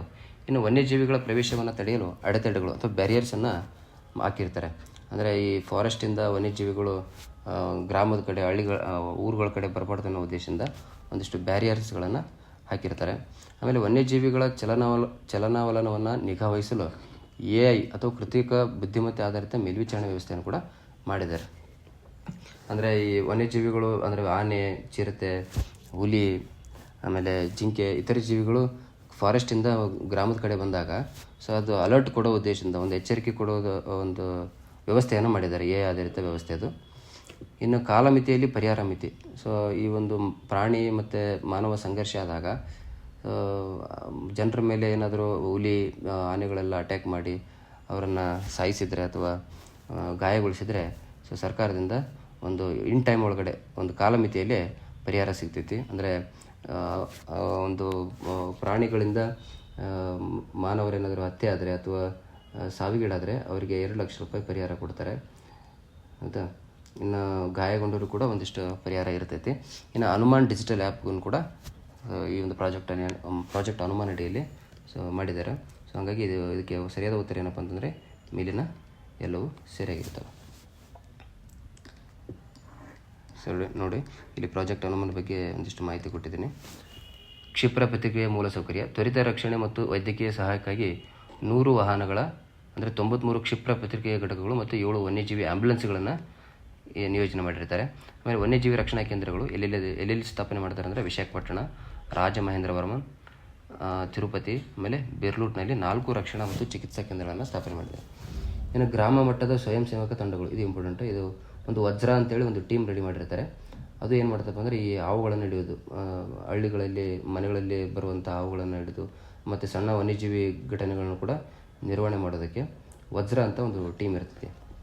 ಆಮೇಲೆ AI ಆಧಾರಿತ ಮಾನಿಟರಿಂಗ್, ಸೊ ವನ್ಯಜೀವಿಗಳು ಚಲನಾವಲನಗಳನ್ನು ಪತ್ತೆ ಹಚ್ಚಲು ಮತ್ತು ಪ್ರಾಣಿಗಳು ಮಾನವ ವಸಾಹತುಗಳನ್ನು ಸಮೀಪಿಸಿದಾಗ ಸೊ ಆ ಮುಂಚೆನೇ ಎಚ್ಚರಿಕೆಗಳನ್ನು ನೀಡಲು ಒಂದು ಕೃತಕ ಬುದ್ಧಿಮತ್ತೆ ಆಧಾರಿತ ಒಂದು ವ್ಯವಸ್ಥೆ ಇರ್ತೈತಿ. ಸೊ ಅಲರ್ಟ್ ಟೈಪ್ ಇರ್ತೈತಿ, ಅದನ್ನು ಮಾಡಿದ್ದಾರೆ. ಇನ್ನು ಹನುಮಾನ್ ಡಿಜಿಟಲ್ ಆ್ಯಪ್ ಬಿಡುಗಡೆ ಮಾಡಿದ್ದಾರೆ. ವನ್ಯಜೀವಿಗಳ ಮೇಲ್ವಿಚಾರಣೆ, ಸಂಘರ್ಷಗಳನ್ನು ವರದಿ ಮಾಡುವುದು ಮತ್ತು ಅಧಿಕಾರಿಗಳೊಂದಿಗೆ ಸಮನ್ವಯಕ್ಕಾಗಿ ಈ ಒಂದು ಡಿಜಿಟಲ್ ವೇದಿಕೆಯನ್ನು ಆರಂಭ ಮಾಡಿದ್ದಾರೆ. ಇನ್ನು ಪರಿಹಾರ ಬೆಂಬಲ, ಸೊ ವನ್ಯಜೀವಿ ದಾಳಿಗೆ ಪರಿಹಾರದಲ್ಲಿ ಹೆಚ್ಚಳ ಮಾಡಿದಾರಂತೆ. ಸೊ ಸಾವಿಗೆ 10 ಲಕ್ಷ ಮತ್ತು ಗಾಯಕ್ಕೆ 2 ಲಕ್ಷ ರೂಪಾಯಿಯನ್ನು ಪರಿಹಾರವಾಗಿ ನೀಡ್ತಾರೆ ಇನ್ ಟೈಮಲ್ಲಿ. ಇನ್ನು ಇದು ಇಂಪಾರ್ಟೆಂಟು. ಕುಮ್ಕಿ ಆನೆಗಳ ಬಳಕೆ ಅಂದರೆ ಈ ಕಾಡಾನೆಗಳೇನಾದರೂ ಒಂದು ಗ್ರಾಮಕ್ಕೆ ಎಂಟ್ರಿ ಕೊಟ್ಟಾಗ ಸೊ ಅವುಗಳನ್ನು ಓಡಿಸೋದಕ್ಕೆ ಒಂದು ಆ ಕಾಡಾನೆಗಳ ಹಾವಳಿಯನ್ನು ಕಡಿಮೆ ಮಾಡೋದಕ್ಕೆ ಒಂದಿಷ್ಟು ಟ್ರೈನಿಂಗ್ ಪಡೆದಿರತಕ್ಕಂಥ ಆನೆಗಳನ್ನು ನಿಯೋಜನೆ ಮಾಡಿರ್ತಾರೆ. ಸೊ ಅದನ್ನು ಕುಮ್ಕಿ ಆನೆಗಳಂತ ಕರಿತೀವಿ. ಇನ್ನು ಅಂತರ್ ಇಲಾಖೆಯ ಸಮನ್ವಯ ಕೂಡ ಇರ್ತಿತ್ತು. ಅಂದರೆ ಎಲ್ಲ ಡಿಪಾರ್ಟ್ಮೆಂಟ್ಗೂ ಸೇರಿಕೊಂಡು, ಅಂದರೆ ಫಾರೆಸ್ಟು, ಪೊಲೀಸು, ಅಗ್ರಿಕಲ್ಚರ್, ರೆವಿನ್ಯೂ ಎಲ್ಲ ಡಿಪಾರ್ಟ್ಮೆಂಟ್ಗಳು ಸೇರಿಕೊಂಡು ಈ ಒಂದು ವ್ಯವಸ್ಥೆಯನ್ನು ಮಾಡಿರ್ತಾರೆ. ಇನ್ನು ಯಾರು ತೊಗೊಂಬಂದಿರ ಅಂತ ಕೇಳಿದ್ರೆ ಇದನ್ನು ಸೊ ಆಂಧ್ರ ಪ್ರದೇಶ ರಾಜ್ಯ ಸರ್ಕಾರ ಇಂಥ ಒಂದು ವಿನೂತನ ಪ್ರಾಜೆಕ್ಟನ್ನು ಆರಂಭ ಮಾಡೈತಿ. ಇನ್ನು ಭಾರತದಲ್ಲಿ ಮೊದಲ ಬಾರಿಗೆ ಮಾನವ ಪ್ರಾಣಿ ಸಂಘರ್ಷವನ್ನು ಒಂದು ತುರ್ತು ಪರಿಸ್ಥಿತಿ ಅಂತ ಘೋಷಿಸಿದ ಮೊದಲ ರಾಜ್ಯ ಯಾವುದಂತಂದರೆ ಕೇರಳ ಆಗ್ತೈತಿ. ಸೊ ಕೇರಳ ರಾಜ್ಯ ಸರ್ಕಾರ ಆ ರೀತಿ ಘೋಷಣೆ ಮಾಡೈತಿ. ಇನ್ನು ನೋಡಿ ನೆಕ್ಸ್ಟ್ ಪ್ರಶ್ನೆ, ತಪ್ಪಾಗಿ ಜೋಡಿಯಾಗಿರುವ ಅಧಿಕೃತ ಲಾಂಛನ ಅಥವಾ ಮಸ್ಕಟ್ಗಳನ್ನು ಗುರುತಿಸಿ ಅಂತ ಹೇಳಿದ್ದಾನೆ. ಆಪ್ಷನ್ಸ್ ನೋಡಿ. ಪ್ರಗತಿ ಭಾರತದ ಜನಗಣತಿ 2027ರ ಮಹಿಳಾ ಗಣತಿದಾರರನ್ನು ಪ್ರತಿನಿಧಿಸುವ ಅಧಿಕೃತ ಲಾಂಛನ ಅಂತ ಹೇಳಿದ್ದಾನೆ. ಸೊ ಇದು ಸರಿಯಾದ ಆಪ್ಷನ್ ಆಗ್ತೈತಿ. ಆಮೇಲೆ ಪ್ರಕಾಶ ಭಾರತದ ಜನಗಣತಿ 2027ರ ಪುರುಷ ಗಣತಿದಾರರನ್ನು ಪ್ರತಿನಿಧಿಸುವ ಅಧಿಕೃತ ಲಾಂಛನ ಅಂತ ಹೇಳಿದಾನೆ. ಸೊ ಇದೇನಪ್ಪ ಅಂದರೆ ಇದು ರಾಂಗ್ ಆಗ್ತೈತಿ. ಸೊ ಭಾರತದ ಜನಗಣತಿ 2027ರ ಪುರುಷ ಗಣತಿದಾರನ ಪ್ರತಿನಿಧಿಸುವ ಅಧಿಕೃತ ಲಾಂಛನ ಯಾವುದಪ್ಪ ಅಂತ ಕೇಳಿದ್ದಾನೆ. ಸೊ ಇದಕ್ಕೆ ಪ್ರಕಾಶ ಅಲ್ಲ, ವಿಕಾಸ ಆಗ್ತೈತಿ, ವಿಕಾಸ. ಸೊ ಇದು ಸ್ಟೇಟ್ಮೆಂಟು ರಾಂಗ್ ಐತಿ. ನೆಕ್ಸ್ಟ್ ಮೌಲಿ ಗೋವಾದಲ್ಲಿ ನಡೆದ ರಾಷ್ಟ್ರೀಯ ಕ್ರೀಡಾಕೂಟ 2025ರ ಲಾಂಛನ ಅಂತ ಹೇಳಿದ್ದಾನೆ. ಸೊ ಇದು ರಾಂಗ್ ಆಗ್ತೈತಿ, ಇದು ಗೋವಾದಲ್ಲಿ ನಡೆದಿರಲಿಲ್ಲ. ಸೊ ಉತ್ತರಾಖಂಡದಲ್ಲಿ ನಡೆದಿರುವಂತಹ 2025ರ ರಾಷ್ಟ್ರೀಯ ಕ್ರೀಡಾಕೂಟದ ಲಾಂಛನ ಮೌಲಿ ಆಗಿರ್ತೈತಿ. ಸೊ ಇದು ಉತ್ತರಾಖಂಡ. ನೆಕ್ಸ್ಟ್ ಪೂರ್ವಿ ಭಾರತದ ಜನಗಣತಿ 2027ರ ಮಹಿಳಾ ಗಣತಿದಾರನ ಪ್ರತಿನಿಧಿಸುವ ಅಧಿಕೃತ ಲಾಂಛನ ಅಂತ ಹೇಳಿದಾನೆ. ಇದು ಸ್ಟೇಟ್ಮೆಂಟ್ ರಾಂಗ್ ಆಗ್ತೈತಿ. ಸೊ ಹಾಗಾಗಿ ಇಲ್ಲಿ ತಪ್ಪಾಗಿರೋದು ಕೇಳಿದ್ದಾನೆ. ಸೊ ಯಾವ ತಪ್ಪು ಅಂತ ಕೇಳಿದ್ರೆ 2, 3 ಮತ್ತು 4. ಸೊ ಇನ್ನು 2027ರ ಜನಗಣತಿಯ ಬಗ್ಗೆ ಒಂದಿಷ್ಟು ಮಾಹಿತಿಯನ್ನು ನೋಡೋದಾದರೆ ನೋಡಿರಿ, 2027 ಜನಗಣತಿ ಇದು ಭಾಳ ಇಂಪಾರ್ಟೆಂಟ್ ಟಾಪಿಕ್ ಆಗ್ತೈತಿ. ಇದು 16ನೇ ಜನಗಣತಿ ಆಗ್ತೈತಿ, 16ನೇ ಜನಗಣತಿ. ಸೊ ಸ್ವಾತಂತ್ರ್ಯ ನಂತರ ಸೊ 8ನೇ ಜನಗಣತಿ ಆಗ್ತೈತಿ. ಸೊ ಇದರ ಒಂದಿಷ್ಟು ವಿಶೇಷತೆಗಳದಾವು. 2027ರ ಜನಗಣತಿ ವಿಶೇಷತೆ ಏನಂದರೆ ಇದು ಮೊಟ್ಟ ಮೊದಲ ಡಿಜಿಟಲ್ ಜನಗಣತಿ, ಮೊಟ್ಟ ಮೊದಲ ಡಿಜಿಟಲ್ ಜನಗಣತಿ. ಇನ್ನು ಮೊದಲ ಸ್ವಯಂ ಗಣತಿ, ಮೊದಲ ಸ್ವಯಂ ಜನಗಣತಿ ಆಗ್ತೈತಿ. ಇನ್ನು ಇದು 2ನೇ ಸಾಮಾಜಿಕ, ಆರ್ಥಿಕ ಮತ್ತು ಜಾತಿ ಜನಗಣತಿ ಆಗ್ತೈತಿ. ಸೊ ಇದನ್ನು ಸೆಕ್ ಅಂತ ಕರಿತೀವಿ, ಅಂದರೆ socio economic and caste census ಅಂತೇಳಿ. ಸೊ ಭಾರತದ ಮೊದಲ ಸಾಮಾಜಿಕ, ಆರ್ಥಿಕ ಮತ್ತು ಜಾತಿ ಜನಗಣತಿ ಯಾವುದು ಅಂತ ಕೇಳಿದ್ರೆ 2011ರದು. ಸೊ ಎರಡನೇದು ಯಾವುದಪ್ಪ ಅಂತ ಕೇಳಿದ್ರೆ 2027ರದ್ದು ಆಗ್ತೈತಿ.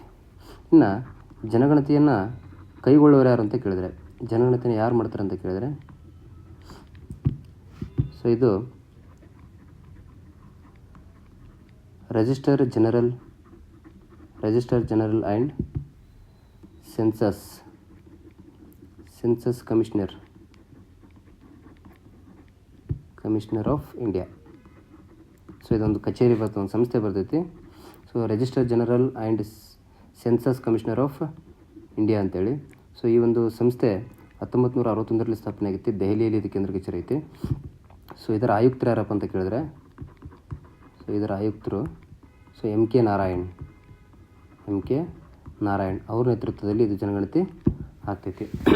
ಈ ಒಂದು register general and census commissioner of India ಯಾವ ಸಚಿವಾಲಯದಲ್ಲಿ ಬರ್ತಂದರೆ ಗೃಹ ಸಚಿವಾಲಯ.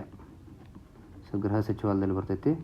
ಸೊ ಇದೇ ಸಂಸ್ಥೆ ಏನು ಮಾಡ್ತೈತೆ ಅಂದರೆ ಭಾರತದಲ್ಲಿ ಜನಗಣತಿಯನ್ನು ಕೈಗೊಳ್ತೈತಿ.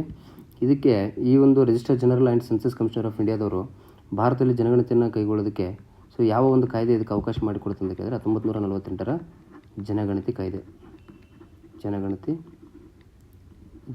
ಕಾಯ್ದೆ. ಇನ್ನು ಜನಗಣತಿ ಎಂಬ ಒಂದು ವಿಷಯ ಯಾವ ಪಟ್ಟಿಯಲ್ಲಿ ಬರುತ್ತೆ ಅಂತ ಕೇಳ್ಬೋದು. ಸೊ ಜನಗಣತಿ ಇದು ಕೇಂದ್ರ ಪಟ್ಟಿ. ಆದರೆ ಜನಸಂಖ್ಯಾ ನಿಯಂತ್ರಣ ಯಾವ ಪಟ್ಟಿ ಅಂತ ಕೇಳ್ತಾನೆ, ಇದು ಸಮವರ್ತಿ ಪಟ್ಟಿಯಲ್ಲಿ ಬರ್ತೈತಿ. ಸಮವರ್ತಿ ಪಟ್ಟಿ. ಇನ್ನು 2027ರ ಜನಗಣತಿ ಪ್ರಮುಖವಾಗಿ 2 ಹಂತಗಳಲ್ಲಿ ಆಗ್ತೈತಿ. 2 ಹಂತಗಳು. ಸೊ ಒಂದೇದು ಯಾವುದಪ್ಪ ಅಂತಂದರೆ ಮನೆಪಟ್ಟಿ ಮತ್ತು ಮನೆಗಣತಿ ಅಂತೇಳಿ. ಸೊ ಮನೆಯನ್ನು ಗಣತಿ ಮಾಡ್ತಾರೆ, ಅದಾದ ನಂತರ ಜನಸಂಖ್ಯೆ ಗಣತಿ ಆಗ್ತೈತಿ. ಸೊ ಎರಡನೇದು ಯಾವುದಪ್ಪ ಅಂದರೆ ಜನಸಂಖ್ಯಾ ಗಣತಿ. ಸೊ ಇದು ಮನೆಪಟ್ಟಿ ಅಥವಾ ಮನೆ ಗಣತಿ ಸೊ ಯಾವ ಅವಧಿಯಲ್ಲಿ ಆಗ್ತದೆ ಅಂತ ಕೇಳ್ಬೋದು. ಸೊ 2026 ಏಪ್ರಿಲ್ 1ರಿಂದ September 2026. So house listing operation ಅಂತ ಕರಿತೀವಿ. ಸೊ ಫಸ್ಟ್ ಮನೆ ಗಣತಿ ಮಾಡ್ತಾರೆ, ಮನೆ ಎಷ್ಟೆಷ್ಟು ಅದಾವೆ ಏನೇನು ಅಂತೇಳಿ, ಮತ್ತು ಮನೆ ಕಂಡೀಷನ್ ಚೆಕ್ ಮಾಡ್ತಾರೆ. ಅಂದರೆ ಮನೆಗೆ ಟಾಯ್ಲೆಟ್ ಶೌಚಾಲಯ ಆಯಿತೋ ಇಲ್ಲೋ, ಆಮೇಲೆ ವಿದ್ಯುತ್ ಸಂಪರ್ಕ ಆಯಿತೋ ಇಲ್ಲೋ, ಆಮೇಲೆ ಅದಕ್ಕೆ ಸರಿಯಾದ ನೀರಿನ ಸೌಲಭ್ಯ ಆಯಿತೋ ಇಲ್ಲ ಅಂತೇಳಿದ ಅದನ್ನು ಕೂಡ ದಾಖಲೆ ಮಾಡ್ತಾರೆ. ಸೊ ಅದನ್ನು ಮನೆಪಟ್ಟಿ ಅಥವಾ ಮನೆಗಣತಿ ಅಂತ ಕರಿತೀವಿ. 2026 ಏಪ್ರಿಲ್ 1ರಿಂದ 2026 ಸೆಪ್ಟೆಂಬರ್ವರೆಗೂ ನಡೀತೀವಿ. ಸೊ ಅದಾದ ನಂತರ ಎರಡನೇ ಹಂತ ಜನಸಂಖ್ಯಾ ಗಣತಿ. ಸೊ ಇದು ಯಾವಾಗ ಆಗ್ತಪ್ಪ ಅಂತ ಕೇಳಿದ್ರೆ 2027 ಫೆಬ್ರವರಿಗೆ ಜನಸಂಖ್ಯಾ ಗಣತಿ ಆಗ್ತೈತಿ. ಇನ್ನು ಕೆಲವೊಂದಿಷ್ಟು ರಾಜ್ಯ ಮತ್ತು ಯುಟಿಗಳಲ್ಲಿ ಸೊ ಇದಕ್ಕಿಂತ ಮುಂಚೆನೇ ಅಂದರೆ ಮನೆಪಟ್ಟಿ ಏನು ಕಂಪ್ಲೀಟ್ ಆಗ್ತೈತಲ್ಲ 2026 ಸೆಪ್ಟೆಂಬರ್ಗೆ, ಸೊ ಅವಾಗಿಂದನೇ 2026 ಸೆಪ್ಟೆಂಬರ್ನಿಂದನೇ ಒಂದಿಷ್ಟು ರಾಜ್ಯ ಅಥವಾ ಯುಟಿಗಳಲ್ಲಿ ಜನಗಣತಿ ಕಾರ್ಯ ಆರಂಭ ಆಗ್ತೈತಿ. ಸೊ ಎಲ್ಲಿಲ್ಲ ಅಂತ ಕೇಳಿದ್ರೆ ಉತ್ತರಾಖಂಡ, ಹಿಮಾಚಲ ಪ್ರದೇಶ, ಜಮ್ಮು ಕಾಶ್ಮೀರ, ಲಡಾಖ್. ಸೊ ಈ ಹಿಮಾಲಯನ್ ಸ್ಟೇಟ್ಸು ಮತ್ತು ಕೇಂದ್ರಾಡಳಿತ ಪ್ರದೇಶಗಳದಾವಲ್ಲ, ಉತ್ತರಾಖಂಡ್, ಹಿಮಾಚಲ ಪ್ರದೇಶ, ಜಮ್ಮು ಕಾಶ್ಮೀರ, ಲಡಾಖ್. ಈ ರಾಜ್ಯ ಅಥವಾ ಯುಟಿಗಳಲ್ಲಿ 2026 ಸೆಪ್ಟೆಂಬರ್ಗೆ ಆರಂಭ ಆಗ್ತೈತಿ ಜನಗಣತಿ. ಸೊ ಉಳಿದ ರಾಜ್ಯ ಮತ್ತು ಯುಟಿಗಳಲ್ಲಿ 2027 ಫೆಬ್ರವರಿಗೆ ಸ್ಟಾರ್ಟ್ ಆಗ್ತೈತಿ. ಇನ್ನು 2 ಮಸ್ಕಟ್ಗಳದಾವೆ. 2 ಮಸ್ಕಟ್ ಅಥವಾ ಅಧಿಕೃತ ಲಾಂಛನ ಅಂತ ಕರಿತೀವಿ ಮಸ್ಕಟ್ಗಳು. ಸೊ ಯಾವುದಪ್ಪ ಅಂತ ಕೇಳಿದ್ರೆ ಒಂದು ಪ್ರಗತಿ. ಸೊ ಮನೆ ಗಣತಿ ಅಥವಾ ಜನಗಣತಿ ಮಾಡೋದಕ್ಕೆ ಬರ್ತಾರಲ್ಲ, ಸೊ ಅದರಲ್ಲಿ ಮಹಿಳಾ ಗಣತಿದಾರರನ್ನ ಪ್ರತಿನಿಧಿಸೋದು ಪ್ರಗತಿ. ಮಹಿಳಾ ಗಣತಿದಾರರು. ಇನ್ನು ಜನಗಣತಿ ಮತ್ತು ಮನೆಗಣತಿ ಮಾಡೋದಕ್ಕೆ ಬರುವಂತಹ ಪುರುಷ ಗಣತಿದಾರರನ್ನು ವಿಕಾಸ ಅಂತ ಕರೀತಾರೆ. ಪುರುಷ ಗಣತಿದಾರರು. So 2 ಮಸ್ಕಟ್ಗಳು important. ಇನ್ನು ಇಷ್ಟಲ್ಲದೆ ಇವರು ಒಂದು 4 ಡಿಜಿಟಲ್ ಪರಿಕರಗಳನ್ನು ಯೂಸ್ ಮಾಡಿದ್ದಾರೆ. 4 ಡಿಜಿಟಲ್ ಪರಿಕರಗಳು ಅಂದರೆ ಪೋರ್ಟಲ್ಲು ಮತ್ತು ಆ್ಯಪ್ಸ್ಗಳು ಅಂತೇಳಿ. ಸೊ ಯಾವ ಪೋರ್ಟಲ್ಲು ಮತ್ತು ಯಾವ ಆ್ಯಪ್ಸ್ಗಳನ್ನು ಯೂಸ್ ಮಾಡ್ತಾರೆ ಜನಗಣತಿ ಮಾಡೋದಕ್ಕೆ ಅಂತ ಕೇಳಿದ್ರೆ, ಸೊ HLBC ಆ್ಯಪ್. ಸೊ ಇದೊಂದು ಮೊಬೈಲ್ ಅಪ್ಲಿಕೇಶನ್ ಆ್ಯಪ್ ಇರ್ತೈತಿ. ಸೊ ಇವ್ರು ಗಣತಿ ಮಾಡೋಕ್ಕೆ ಬರ್ತಾರಲ್ಲ ಪ್ರಗತಿ ಮತ್ತು ವಿಕಾಸ, ಸೊ ಅವರು ಯೂಸ್ ಮಾಡುವಂಥ ಆ್ಯಪ್ಗಳು HLBC. ಮತ್ತು ಇನ್ನೊಂದು ಆ್ಯಪ್ ಬರ್ತೈತಿ HLO ಅಂತೇಳಿ, HLO ಆ್ಯಪ್. ಇದನ್ನು ಕೂಡ ಒಂದು ಆ್ಯಪ್ ಆಗ್ತೈತಿ. ಸೊ ಇದು HLBC ಅಂತಂದರೆ ಹೌಸ್ ಲಿಸ್ಟಿಂಗ್ ಬ್ಲಾಕ್ ಕ್ರಿಯೇಟರ್ ಅಂತೇಳಿ, house listing block creator. So HLO ಅಂತಂದರೆ ಹೌಸ್ ಲಿಸ್ಟಿಂಗ್ ಆಪರೇಷನ್. ಸೊ ಎರಡು ಆ್ಯಪ್ಗಳು. ಆಮೇಲೆ ಎರಡು ಪೋರ್ಟಲ್ಗಳು ಬರ್ತವೆ. ಯಾವಂತ ಕೇಳಿದ್ರೆ ಒಂದು SE ಪೋರ್ಟಲ್ ಅಂತ ಬರ್ತೈತಿ. SE portal. SE ಅಂತಂದರೆ self enumeration portal. Enumeration portal ಅಂತೇಳಿ ಏನು ಸ್ವಯಂ ಗಣತಿ ಆಗ್ತೈತಲ್ಲ, ಸೊ ಸ್ವಯಂ ಗಣತಿ ಮಾಡ್ಕೊಳ್ಳೋದಕ್ಕೆ ಅದೊಂದು ಪೋರ್ಟಲ್ ಆರಂಭ ಮಾಡ್ಯಾರ.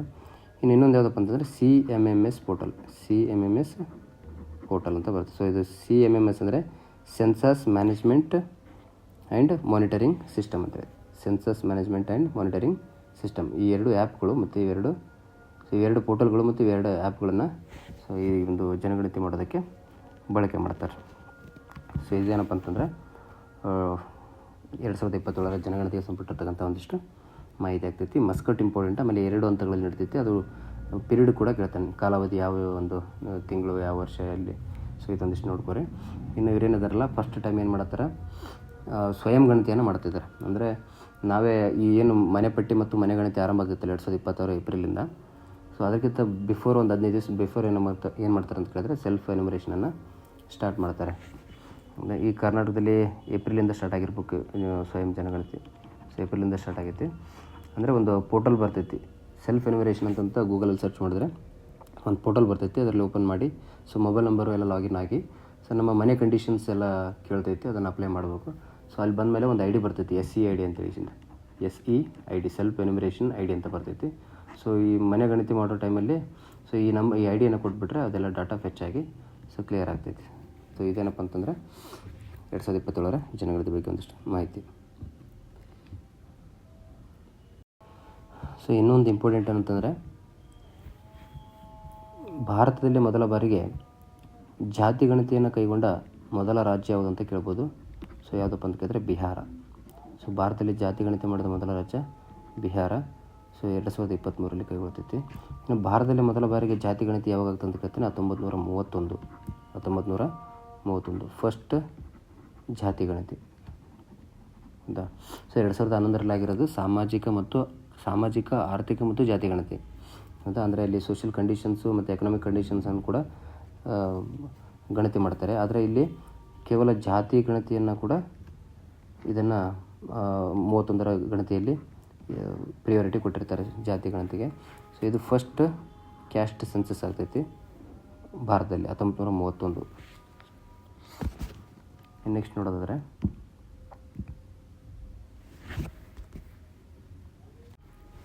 ಇನ್ನು ಇಲ್ಲಿ ಗೋವಾದಲ್ಲಿ ನಡೆದ ರಾಷ್ಟ್ರೀಯ ಕ್ರೀಡಾಕೂಟದ ಬಗ್ಗೆ ಒಂದಿಷ್ಟು ಕೊಟ್ಟಿದ್ದಾನೆ.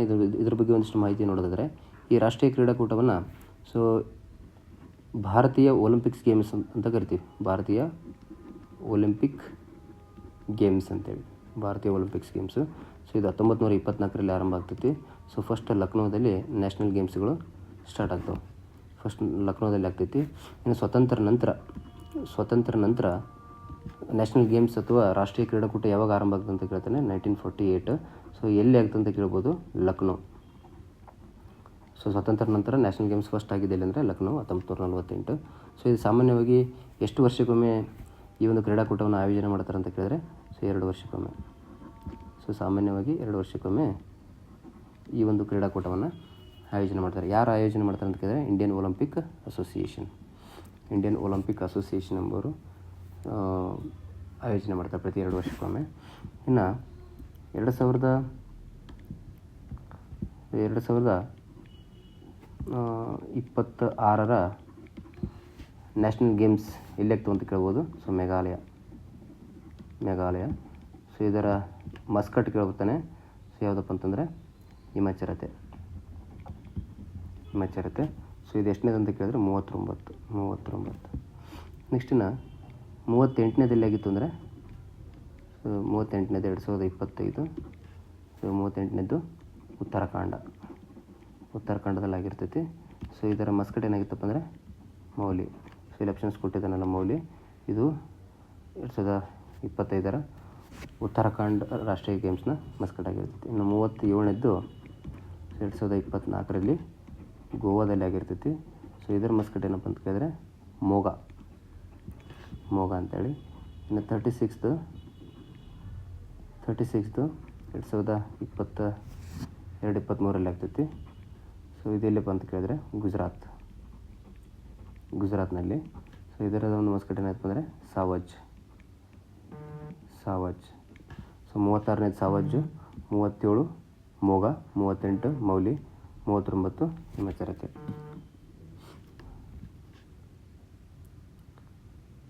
ಸೊ ಫಸ್ಟ್ ನ್ಯಾಷನಲ್ ಗೇಮ್ಸ್ಗಳು 1924ರಲ್ಲಿ ಸೊ ಲಾಹೋರ್ನಲ್ಲಿ ಆಗಿರುತ್ತವೆ.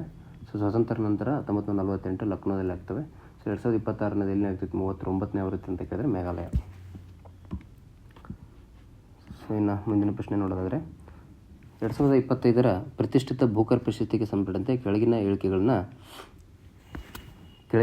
ಯಾವ ಸರಿಯಾಗಿವೆ ಅಂತ ಕೇಳಿದ್ದೇನೆ. ಸೊ ಹಂಗೇರಿಯನ್ ಬ್ರಿಟಿಷ್ ಕಾದಂಬರಿಕಾರ ಡೇವಿಡ್ ಝೆಲೆ ಅವರು ತಮ್ಮ ಫ್ಲೆಶ್ ಕಾದಂಬರಿಗೆ 2025ರ ಪ್ರಶಸ್ತಿಯನ್ನು ಪಡೆದಿದ್ದಾರೆ ಅಂತೇಳಿ ಇದು ಸೊ ಸರಿಯಾದ ಆಪ್ಷನ್ ಆಗೈತಿ.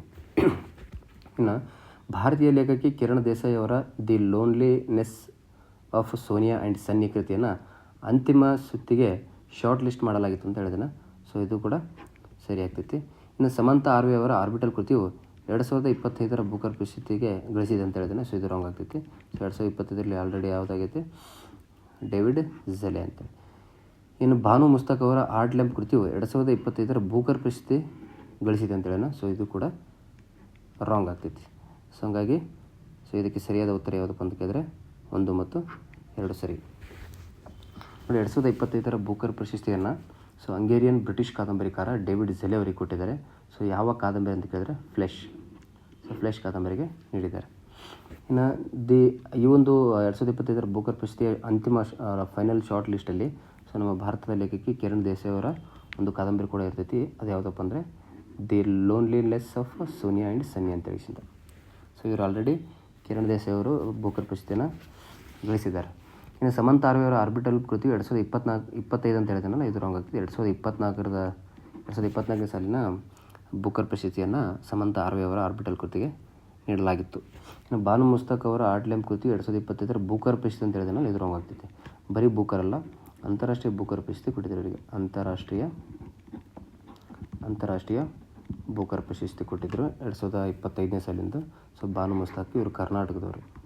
ಸೊ ಕರ್ನಾಟಕದಿಂದ ಸೊ ಅಂತಾರಾಷ್ಟ್ರೀಯ ಬೂಕರ್ ಪ್ರಶಸ್ತಿಯನ್ನು ಪಡೆದ ಮೊದಲಿಗರು. ಮತ್ತು ಅಂತಾರಾಷ್ಟ್ರೀಯ ಬೂಕರ್ ಪ್ರಶಸ್ತಿ ಪಡೆದ ಭಾರತದ 2ನೇ ಲೇಖಕಿಯವರು. ಸೊ ಇದು ಟ್ರಾನ್ಸ್ಲೇಷನ್ ಕೊಡ್ತಾರೆ. ಸೊ ಟ್ರಾನ್ಸ್ಲೇಷನ್ ಯಾರು ಮಾಡಿದ್ರು ಅಂದರೆ ದೀಪಾ ಬಸ್ತಿ. ಸೊ ದೀಪಾ ಬಸ್ತಿಯವರು ಅದಕ್ಕೆ ಟ್ರಾನ್ಸ್ಲೇಷನ್ ಮಾಡ್ತಾರೆ. ಅಂತಾರಾಷ್ಟ್ರೀಯ ಬೂಕರ್ ಪ್ರಶಸ್ತಿ 2025. ಇನ್ನು ಬೂಕರ್ ಪ್ರಶಸ್ತಿ ಬಗ್ಗೆ ಒಂದಿಷ್ಟು ಮಾಹಿತಿಯನ್ನು ನೋಡೋದಾದರೆ ನೋಡಿರಿ, ಬೂಕರ್ ಪ್ರಶಸ್ತಿಯಲ್ಲೇ ಪ್ರಮುಖವಾಗಿ 3 ರೀತಿಯಲ್ಲಿ ವಿಂಗಡಿಸ್ತಾರೆ. ಒಂದು ಬೂಕರ್ ಪ್ರಶಸ್ತಿ, ಇನ್ನೊಂದು ಅಂತಾರಾಷ್ಟ್ರೀಯ ಬೂಕರ್ ಪ್ರಶಸ್ತಿ, ಆಮೇಲೆ ಮಕ್ಕಳ ಬೂಕರ್ ಪ್ರಶಸ್ತಿ ಅಂತ ಬರ್ತದೆ. ಮಕ್ಕಳ ಬೂಕರ್ ಪ್ರಶಸ್ತಿ. ಸೊ ಇವೆಲ್ಲ ಸಾಹಿತ್ಯಕ್ಕೆ ನೀಡುವಂತಹ ಪ್ರಶಸ್ತಿಗಳು. ಸೊ ಇದು ಇಂಗ್ಲೆಂಡ್ ರಾಷ್ಟ್ರ ಇದನ್ನು ಪ್ರದಾನ ಮಾಡ್ತೈತಿ. ಯಾವ ಸಂಸ್ಥೆ ಅಂತ ಕೇಳಿದ್ರೆ ಬೂಕರ್ ಪ್ರೈಸ್ ಫೌಂಡೇಶನ್ ಅಂತ ಬರ್ತೈತಿ. Booker prize foundation. So Booker prize foundation ಅವರು ಸೊ ಇಂಗ್ಲೆಂಡ್ನ ಮೂಲದ ಸಂಸ್ಥೆ. ಅವರು ಈ ಪ್ರಶಸ್ತಿಗಳನ್ನು ಪ್ರದಾನ ಮಾಡ್ತಾರೆ. ಇದು ಸಾಹಿತ್ಯಕ್ಕೆ ನೀಡುವಂತಹ ಪ್ರಶಸ್ತಿಯಾಗಿರ್ತೈತಿ. ಇನ್ನು ಬೂಕರ್ ಪ್ರಶಸ್ತಿ ಸೊ ಎಲ್ಲನೂ ಸಾಹಿತ್ಯಕ್ಕೆ ಕೊಡ್ತಾರೆ. ಬೂಕರ್ ಪ್ರಶಸ್ತಿಯಲ್ಲಿ ಪ್ರಮುಖವಾಗಿ 3 ರೀತಿಯಲ್ಲಿ ಬೂಕರ್ ಪ್ರಶಸ್ತಿ ಕೊಡ್ತಾರೆ. ಸೊ ಇದು ಬರೀ ಬೂಕರ್ ಪ್ರಶಸ್ತಿ ಸ್ಥಾಪನೆ ಆಗಿದ್ದು 1969. ಸೊ ಇದು ಅಂತಾರಾಷ್ಟ್ರೀಯ ಬೂಕರ್ ಪ್ರಶಸ್ತಿ 2005. ಸೊ ಮಕ್ಕಳ ಬೂಕರ್ ಪ್ರಶಸ್ತಿ 2025. ಸೊ ಇದು ಪ್ರಶಸ್ತಿ ಮೊತ್ತ ಎಷ್ಟಿರ್ತಂದ್ರೆ ಇದು $50,000. ಸೊ ಇದು $50,000. ಇದು ಕೂಡ $50,000. ಸೊ ಬೂಕರ್ ಪ್ರಶಸ್ತಿಯನ್ನು 1969ರಿಂದ ಸೊ 2002ರವರೆಗೂ ಮ್ಯಾನ್ ಬೂಕರ್ ಸಂಸ್ಥೆ ಎಂಬುದು ನೀಡ್ತಿತ್ತು. ಮ್ಯಾನ್ ಬೂಕರ್ ಅಂದರೆ ಮ್ಯಾನ್ ಗ್ರೂಪ್ ಅಂತ ಒಂದು ಸಂಸ್ಥೆ ಬರ್ತೈತಿ. ಸೊ ಆ ಸಂಸ್ಥೆಯವರು ಈ ಪ್ರಶಸ್ತಿಗೆ ಪ್ರಾಯೋಜಕತ್ವ ಕೊಡೋದ್ರಿಂದ, ಸ್ಪಾನ್ಸರ್ ಕೊಡೋದ್ರಿಂದ ಸೊ ಅದರ ಹೆಸರಿಂದ ಕರಿತಿದ್ದರು ಮ್ಯಾನ್ ಬೂಕರ್ ಪ್ರಶಸ್ತಿ ಅಂತೇಳಿ ಆಯಿತಾ. ಇನ್ನು 2019ರಲ್ಲಿ ಸೊ ಕ್ರ್ಯಾಂಕ್ ಸ್ಟಾರ್ಟ್ ಅಂತ ಒಂದು ಬರ್ತೈತಿ. ಕ್ರ್ಯಾಂಕ್ ಸ್ಟಾರ್ಟ್ ಅಂತ ಒಂದು ಸಂಸ್ಥೆ ಬರ್ತೈತಿ. ಅವ್ರಿಗೆ ಪ್ರೆಸೆಂಟ್ ಏನು ಮಾಡ್ತಾರೆ ಅಂದರೆ ಬೂಕರ್ ಪ್ರಶಸ್ತಿಗೆ ಪ್ರಾಯೋಜಕತ್ವವನ್ನು ನೀಡ್ತಾರೆ. ಸೊ ಇದು 2005ರಲ್ಲಿ ಸ್ಟಾರ್ಟ್ ಆಗೈತಿ, ಇದು 2025ರಲ್ಲಿ ಸ್ಟಾರ್ಟ್ ಆಗೈತಿ. ಸೊ ಏನಪ್ಪ ಅಂತಂದರೆ ಈ ಅಂತಾರಾಷ್ಟ್ರೀಯ ಬೂಕರ್ ಪ್ರಶಸ್ತಿ ಮತ್ತು ಮಕ್ಕಳ ಬೂಕರ್ ಪ್ರಶಸ್ತಿ ಕೊಡಬೇಕಾದ್ರೆ ಈ ಬೂಕರ್ ಪ್ರಶಸ್ತಿಯನ್ನು ಇಂಗ್ಲೀಷ್ ಭಾಷೆಯಲ್ಲಿ ಬರ್ತಿರಬೇಕು. ಅಂತಾರಾಷ್ಟ್ರೀಯ ಬೂಕರ್ ಪ್ರಶಸ್ತಿ ಯಾವುದೇ ಭಾಷೆಯಲ್ಲಿ ಬರಲಿ ಅದನ್ನು ಇಂಗ್ಲೀಷ್ಗೆ ಭಾಷಾಂತರ ಮಾಡಿರಬೇಕು. ಸೊ ಮಕ್ಕಳ ಬೂಕರ್ ಪ್ರಶಸ್ತಿ ಐತಲ್ಲ ಇದು ಇಂಗ್ಲೀಷ್ ಭಾಷೆಯಲ್ಲಿ ಬರೆದಿರಬೇಕು. ಸೊ ಇದು ಇಂಗ್ಲೀಷ್ ಭಾಷೆಯಲ್ಲಿ ಬರೆದಿರ್ತಕ್ಕಂಥ ಕಾದಂಬರಿಗಳು ಕೊಡ್ತಾರೆ. ಇದು ಕೂಡ ಇಂಗ್ಲೀಷ್ ಭಾಷೆಗೆ ಬರೆದಿರ್ತಕ್ಕಂಥ ಕಾದಂಬರಿಗಳಿಗೆ ಕೊಡ್ತಾರೆ. ಇದು ಇಂಗ್ಲೀಷ್ ಭಾಷೆಯಲ್ಲಿ ಬರಲಿ ಅಥವಾ ಬೇರೆ ಭಾಷೆಗಳಲ್ಲಿ ಬರೆದರೂ ಅದು ಇಂಗ್ಲೀಷಿಗೆ ಭಾಷಾಂತರ ಆಗಿರಬೇಕು. ಮತ್ತು ಕಂಪಲ್ಸರಿ ಈ ಒಂದು ಕಾದಂಬರಿಗಳು ಇಂಗ್ಲೆಂಡ್ ಅಥವಾ ಐರ್ಲೆಂಡ್ ಸೊ ಈ ರಾಷ್ಟ್ರಗಳಲ್ಲಿ ಪಬ್ಲಿಷ್ ಆಗಿರಬೇಕು. ಸೊ ಇಲ್ಲಿ ಪ್ರಕಟಣೆ ಆಗಿತ್ತು ಅಂದರೆ ಅಂಥ ಒಂದು ಕಾದಂಬರಿಗಳಿಗೆ ಈ ಪ್ರಶಸ್ತಿಯನ್ನು ಕೊಡ್ತಾರೆ. ಸೊ ಇನ್ನು ಬೂಕರ್ ಪ್ರಶಸ್ತಿಯನ್ನು ಪ್ರಮುಖವಾಗಿ ವಿ.ಎಸ್. ನೈಪಾಲು, ಆಮೇಲೆ ಕಿರಣ್ ದೇಸಾಯಿ, ಸಲ್ಮಾನ್ ರಶ್ದಿ, ಅರುಂಧತಿ ರಾಯ್, ಸೊ ಹೀಗೆ ಅರವಿಂದ್ ಅಡಿಗ, ಸೊ ಈ ರೀತಿ ಭಾರತೀಯರು ಪಡೆದಿದ್ದಾರೆ. ಇನ್ನು ಅಂತಾರಾಷ್ಟ್ರೀಯ ಬೂಕರ್ ಪ್ರಶಸ್ತಿಯನ್ನು ಕೇವಲ 2 ಭಾರತೀಯರು ಪಡೆದಿದ್ದಾರೆ. ಸೊ 2022ರಲ್ಲಿ ದೀಪಾಂಜಲಿ ಶ್ರೀ ಅಂತ ಬರ್ತಾರೆ, ದೀಪಾಂಜಲಿ ಶ್ರೀ ಅಂತೇಳಿ. ಸೊ ಅವರ ಮರಳಿನ ಸಮಾಧಿ ಅಥವಾ ತುಂಬ್ ಆಫ್ ಸ್ಯಾಂಡ್ಗೆ ಅಂತಾರಾಷ್ಟ್ರೀಯ ಬೂಕರ್ ಪ್ರಶಸ್ತಿ ಕೊಡ್ತಾರೆ. ಅದು ಫಸ್ಟ್ ಅಂತಾರಾಷ್ಟ್ರೀಯ ಬೂಕರ್ ಪ್ರಶಸ್ತಿ ಆಗ್ತಿತ್ತು ಭಾರತಕ್ಕೆ. So ಟ್ರಾನ್ಸ್ಲೇಷನ್ನು DC. ರಾಕ್ವೆಲ್ ಅವರು ಮಾಡಿರ್ತಾರೆ. ಇದು 2ನೇ ಅಂತಾರಾಷ್ಟ್ರೀಯ ಬೂಕರ್ ಪ್ರಶಸ್ತಿಯನ್ನು ಕರ್ನಾಟಕದ ಬಾನು ಮುಸ್ತಾಕ್ ಅವರು ಆರ್ಟ್ ಲ್ಯಾಂಪ್ ಅಥವಾ ಎದೆ ಅಣತೆಗೆ ಪಡಿತಾರೆ. ಟ್ರಾನ್ಸ್ಲೇಷನನ್ನು ಯಾರು ಮಾಡಿರ್ತಾರೆ ಅಂತ ಕೇಳಿದ್ರೆ ದೀಪಾ ಬಸ್ತಿ ಅವರು ಮಾಡಿರ್ತಾರೆ. ಇನ್ನು ಮಕ್ಕಳ ಬೂಕರ್ ಪ್ರಶಸ್ತಿ 2025ರ ಸ್ಥಾಪನೆ ಆಗಿತ್ತು. ಇನ್ನು ಇದು ಒಂದು ಅವಾರ್ಡ್ ಕೊಟ್ಟಿಲ್ಲ. 2027ಕ್ಕೆ ಫಸ್ಟ್ ಅವಾರ್ಡ್ ಪ್ರದಾನ ಮಾಡ್ತಾರೆ. ಸೊ ಪ್ರಥಮ ಪ್ರಶಸ್ತಿಯನ್ನು 2027ಕ್ಕೆ ಪ್ರದಾನ ಮಾಡ್ತಾರೆ. ಸೊ ಇದೂ ಕೂಡ $50,000 ಐತಿ. ಸೊ ಇದು ವಿಶೇಷತೆ ಏನಂತಂದರೆ 8 ರಿಂದ 12 ವರ್ಷದ ಮಕ್ಕಳನ್ನು ಆಧಾರಿತವಾಗಿ ಬರೆದಿರಬೇಕು. 8 ರಿಂದ 12 ವರ್ಷದ ಮಕ್ಕಳನ್ನು ಗುರಿಯಾಗಿಸಿಕೊಂಡು ಬರೆದಿರುವಂತಹ ಕಾದಂಬರಿಗಳಿಗೆ ಈ ಮಕ್ಕಳ ಬೂಕರ್ ಪ್ರಶಸ್ತಿಯನ್ನು ನೀಡ್ತಾರೆ. ಸೊ ಇದು ಇಂಪಾರ್ಟೆಂಟ್, ಇತ್ತೀಚೆಗೆ ಸ್ಥಾಪನೆ ಆಗೈತಿ. ಇನ್ನೂ ಪ್ರೈಸ್ ಒಂದು ಕೊಟ್ಟಿರಲ್ಲ. ಸೊ 2027ಕ್ಕೆ ಸ್ಟಾರ್ಟ್ ಆಗ್ತೈತಿ. ಸೊ ಇದೇನಪ್ಪ ಅಂದರೆ ಪ್ರಮುಖವಾಗಿ ಬೂಕರ್ ಪ್ರಶಸ್ತಿ.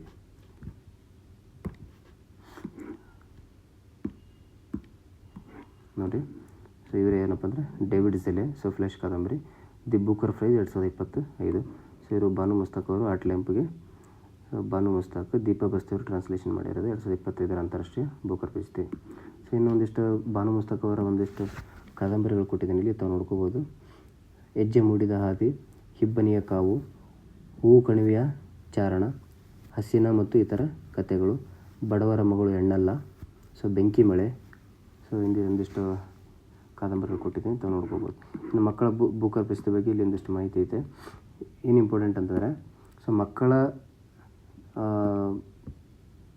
ಬೂಕರ್ ಪ್ರಶಸ್ತಿಗೆ ಸೊ ಯಾರು ಪ್ರಾಯೋಜಕತ್ವ ಸ್ಪಾನ್ಸರ್ ಕೊಡ್ತಾರೆ ಅಂತ ಕೇಳಿದ್ರೆ, ಯಾವ ಸಂಸ್ಥೆಯವರು ನೀಡ್ತಾರೆ ಅಂತ ಕೇಳಿದ್ರೆ, ಸೊ AKO ಫೌಂಡೇಶನ್ ಅಂದರೆ ಬೂಕರ್ ಪ್ರಶಸ್ತಿಗೆ ಕ್ಯಾಂಗ್ ಸ್ಟಾರ್ಟ್ ಎಂಬ ಒಂದು ಸಂಸ್ಥೆ ಕೊಡ್ತೈತಲ್ಲ, ಸೊ ಅದೇ ರೀತಿ ಮಕ್ಕಳ ಬೂಕರ್ ಪ್ರಶಸ್ತಿಗೆ AKO ಫೌಂಡೇಶನ್ ಅವರು ಸ್ಪಾನ್ಸರ್ ಇದಕ್ಕೆ ಧನ ಸಹಾಯ ಮಾಡ್ತಾರೆ. 2027ಕ್ಕೆ ಇದು ಫಸ್ಟ್ ಪ್ರಶಸ್ತಿ ಪ್ರದಾನ ಮಾಡ್ತಾರೆ ಅಂತ. ಇನ್ನೇನಪ್ಪ ಅಂದರೆ 2027ರಿಂದ ವಾರ್ಷಿಕವಾಗಿ ನೀಡಲಾಗುವಂಥ ಈ ಪ್ರಶಸ್ತಿಯನ್ನು AKO ಫೌಂಡೇಶನ್ ಬೆಂಬಲಿಸ್ತೈತಿ. ಸೊ ಇದು 8 ರಿಂದ 12 ಇಲ್ಲಿ ಐತೆ ನೋಡಿ, 8 ರಿಂದ 12 ವಯಸ್ಸಿನ ಮಕ್ಕಳಿಗೆ ಇಂಗ್ಲೀಷ್ನಲ್ಲಿ ಬರೆಯಲ್ಪಟ್ಟ ಅಥವಾ ಅನುವಾದಿಸಲ್ಪಟ್ಟ, ಸೊ ಇದು ಕೂಡ ಟ್ರಾನ್ಸ್ಲೇಷನ್ಗೆ ಐತೆ ನೋಡ್ರಿ. ಬೂಕರ್ ಪ್ರಶಸ್ತಿ ಕೇವಲ ಇಂಗ್ಲೀಷ್. ಇನ್ನು ಅಂತಾರಾಷ್ಟ್ರೀಯ ಬೂಕರ್ ಪ್ರಶಸ್ತಿ ಮತ್ತು ಮಕ್ಕಳ ಬೂಕರ್ ಪ್ರಶಸ್ತಿ ಐತಲ್ಲ, ಇಂಗ್ಲೀಷ್ನಲ್ಲೆಲ್ಲ ಬರಲಿ ಅಥವಾ ಇಂಗ್ಲೀಷಿಗೆ ಭಾಷಾಂತರಗೊಂಡಿರ್ತಕ್ಕಂಥ ಕಾದಂಬರಿಗಳಿಗೆ ಸೊ ಕೊಡ್ತಾರೆ. ಮತ್ತು ಅದು ಕಂಪಲ್ಸರಿ UK ಅಥವಾ ಐರ್ಲೆಂಡ್ನಲ್ಲಿ ಪ್ರಕಟ ಆಗಿರಬೇಕು. ಸೊ ಇದು ಇಂಪಾರ್ಟೆಂಟು. ಸೊ ನೆಕ್ಸ್ಟ್ ಕ್ವೆಶನ್ ನೋಡೋದಾದರೆ, ಪ್ರಾಜೆಕ್ಟ್ ಕುಶ್ ಭಾರತದ ರಕ್ಷಣಾ ಸಂಶೋಧನೆ ಮತ್ತು ಅಭಿವೃದ್ಧಿ ಸಂಸ್ಥೆಯಡಿ ಭಾರತದ ವಾಯುಸೇನೆ ಮತ್ತು ನೌಕಾಸೇನೆಗಾಗಿ ಕೈಗೆತ್ತಿಕೊಂಡ ಕಾರ್ಯಕ್ರಮವಾಗಿದೆ. ಹಾಗಾದರೆ ಪ್ರಾಜೆಕ್ಟ್ ಕುಶ್ನ ಮೂಲ ಗುರಿಯು ಮೊಬೈಲ್ ಲಾಂಗ್ ರೇಂಜ್ನ ಯಾವ ಕ್ಷಿಪಣಿ ವ್ಯವಸ್ಥೆಯನ್ನು ಹೊಂದುವುದಾಗಿದೆ ಅಂತ ಕೇಳಿದ್ದಾನೆ. ಸೊ ನೋಡ್ರಿ, ಏನಿದೆ ಪ್ರಾಜೆಕ್ಟ್ ಕುಶ್ ಅಂತ ಕೇಳಿದ್ರೆ, ಪ್ರಾಜೆಕ್ಟ್ ಕುಶ್ ಅಂತ ಬರ್ತೈತಿ. ಸೊ ಇದು ರಕ್ಷಣೆಗೆ ಸಂಬಂಧಪಟ್ಟಿರ್ತಕ್ಕಂಥ, ಭಾರತ ರಕ್ಷಣಾ ವ್ಯವಸ್ಥೆಗೆ ಸಂಬಂಧಪಟ್ಟಿರ್ತಕ್ಕಂಥ ಒಂದು ವ್ಯವಸ್ಥೆ. ಸೊ ಇದನ್ನು ಆರಂಭ ಮಾಡಿದವರು ಯಾರಪ್ಪ ಅಂತ ಕೇಳಿದ್ರೆ, ಸೊ ಆರಂಭ ಮಾಡಿದವರು ಯಾರಪ್ಪ ಅಂದರೆ DRDO. ಉದ್ದೇಶ ಏನಿದ್ರದ್ದು ಪ್ರಾಜೆಕ್ಟ್ ಕುಶ್ ಅಂತ ಕೇಳಿದ್ರೆ, ಸೊ ಕ್ಷಿಪಣಿಗಳನ್ನು ಅಭಿವೃದ್ಧಿಪಡಿಸೋದು. ಯಾವ ರೀತಿ ಕ್ಷಿಪಣಿಗಳಂತ ಕೇಳಿದರೆ ಸರ್ಫೇಸ್ ಟು ಹೇರ್. ಸೊ ಭೂಮಿಯಿಂದ ಆಕಾಶಕ್ಕೆ ಜಿಗಿಯುವಂಥ ಕ್ಷಿಪಣಿಗಳನ್ನು ಅಭಿವೃದ್ಧಿಪಡಿಸೋದು ಅಂತ. ಸೊ ಇದು ಭೂಮಿಯಿಂದ ಆಕಾಶಕ್ಕೆ ಜಿಗಿಯುವಂಥ ಕ್ಷಿಪಣಿಗಳನ್ನು DRDO ಅಭಿವೃದ್ಧಿಪಡಿಸಿ ಸೊ ಯಾರಿಗೆ ನಿಯೋಜನೆ ಮಾಡ್ತಾರೆ ಅಂತ ಕೇಳಿದ್ರೆ ಸೊ ವಾಯುಪಡೆ ಮತ್ತು ನೌಕಾಪಡೆಗೆ ನಿಯೋಜನೆ ಮಾಡ್ತಾರೆ. ಸೊ ಯಾವ ವರ್ಷದ ವೇಳೆಗೆ ಈ ಒಂದು ಕ್ಷಿಪಣಿಗಳನ್ನು ಅಭಿವೃದ್ಧಿಪಡಿಸ್ತಾರೆ ಅಂತ ಕೇಳಿದ್ರೆ 2028-30.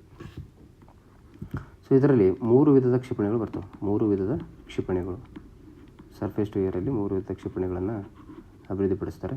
ಸೊ ಯಾವಪ್ಪ ಅಂತ ಕೇಳಿದ್ರೆ M1, M2, M3. ಅಂದರೆ ಮಿಸೈಲ್ 1, ಮಿಸೈಲ್ 2, ಮಿಸೈಲ್ 3 ಅಂತೇಳಿ. ಸೊ M1 ಅಂತಂದರೆ ಇದು 120 to 150 ಕಿಲೋಮೀಟರ್ ರೇಂಜ್ ಇರ್ತೈತಿ. ಇನ್ನು M2 250 ಕಿಲೋಮೀಟರ್ ರೇಂಜ್ ಇರ್ತೈತಿ. ಇನ್ನು M3 350 to 400 ಕಿಲೋಮೀಟ್ರ್ವರೆಗೂ ಇದರ ರೇಂಜ್ ಇರ್ತೈತಿ. ಹೌದಾ? ಇದನ್ನು ಅಭಿವೃದ್ಧಿಪಡಿಸುವವರು ಯಾರಂತ ಕೇಳ್ಬೋದು. ಯಾರು ಅಭಿವೃದ್ಧಿಪಡಿಸ್ತಾರೆ ಅಂತ ಕೇಳಿದ್ರೆ ಭಾರತ್ ಎಲೆಕ್ಟ್ರಾನಿಕ್ಸ್ ಲಿಮಿಟೆಡ್ ಮತ್ತು ಭಾರತ್ ಡೈನಾಮಿಕ್ಸ್ ಲಿಮಿಟೆಡ್ ಅಂತೇಳಿ.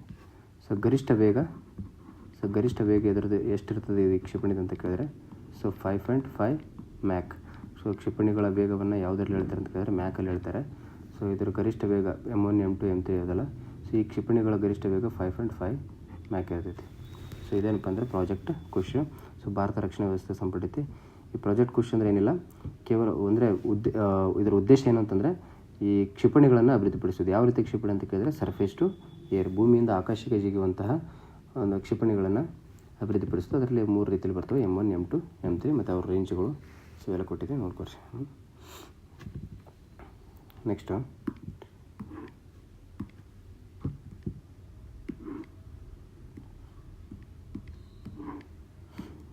ನೆಕ್ಸ್ಟ್ ನೋಡಿ, ಏಪ್ರಿಲ್ 2026ರಲ್ಲಿ ಬಾಂಗ್ಲಾದೇಶಕ್ಕೆ ಭಾರತದ ಹೈಕಮಿಷನರ್ ಆಗಿ ನೇಮಕಗೊಂಡವರು ಯಾರಂತ ಕೇಳಿದ್ದಾನೆ.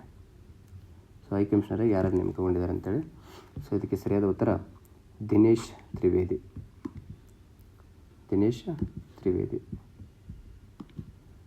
ನೋಡಿರಿ, ಇದ್ರ ಜೊತೆಗೆ ಇತ್ತೀಚೆಗೆ ನೇಮಕಗೊಂಡಿರ್ತಕ್ಕಂಥ ಹೈಕಮಿಷನರ್ಗಳು ಮತ್ತು ರಾಯಭಾರಿಗಳು ಅಂತ ಕೇಳಿ. ಸೊ ಹೈಕಮಿಷನರ್ ಅಂತಂದರೆ ಈ ಕಾಮನ್ವೆಲ್ತ್ ರಾಷ್ಟ್ರಗಳಿಗೆ ನೇಮಕ ಮಾಡ್ತಿದ್ರೆ ಅವ್ರನ್ನ ಹೈಕಮಿಷನರ್ ಅಂತ ಕರಿತೀವಿ. ಸೊ ಈ ಬೇರೆ ರಾಷ್ಟ್ರಗಳಿಗೆ, ಇತರೆ ರಾಷ್ಟ್ರಗಳಿಗೆ ಮಾಡಿದರೆ ಅದನ್ನು ರಾಯಭಾರಿ ಅಂತ ಕರಿತೀವಿ, ಹೈಕಮಿಷನರ್. ಕಾಮನ್ವೆಲ್ತ್ ರಾಷ್ಟ್ರಗಳಂದರೆ ಬ್ರಿಟನ್ ಸರ್ಕಾರ ಆಳ್ವಿಕೆ ಮಾಡಿರುವಂತಹ ರಾಷ್ಟ್ರಗಳು. ಸೊ ಪ್ರಮುಖವಾಗಿ ಇತ್ತೀಚೆಗೆ ಹೈಕಮಿಷನರನ್ನು ನೇಮಕ ಮಾಡಿರೋದು ಸೊ ಯಾವ ರಾಷ್ಟ್ರಗಳಂತ ನೋಡ್ರಿ. UKಗೆ ಯಾರು ನೇಮಕ ಆಗಿದ್ದಾರೆ ಅಂತ ಕೇಳಿದ್ರೆ ಪೆರಿಯಸ್ವಾಮಿ ಕುಮಾರನ್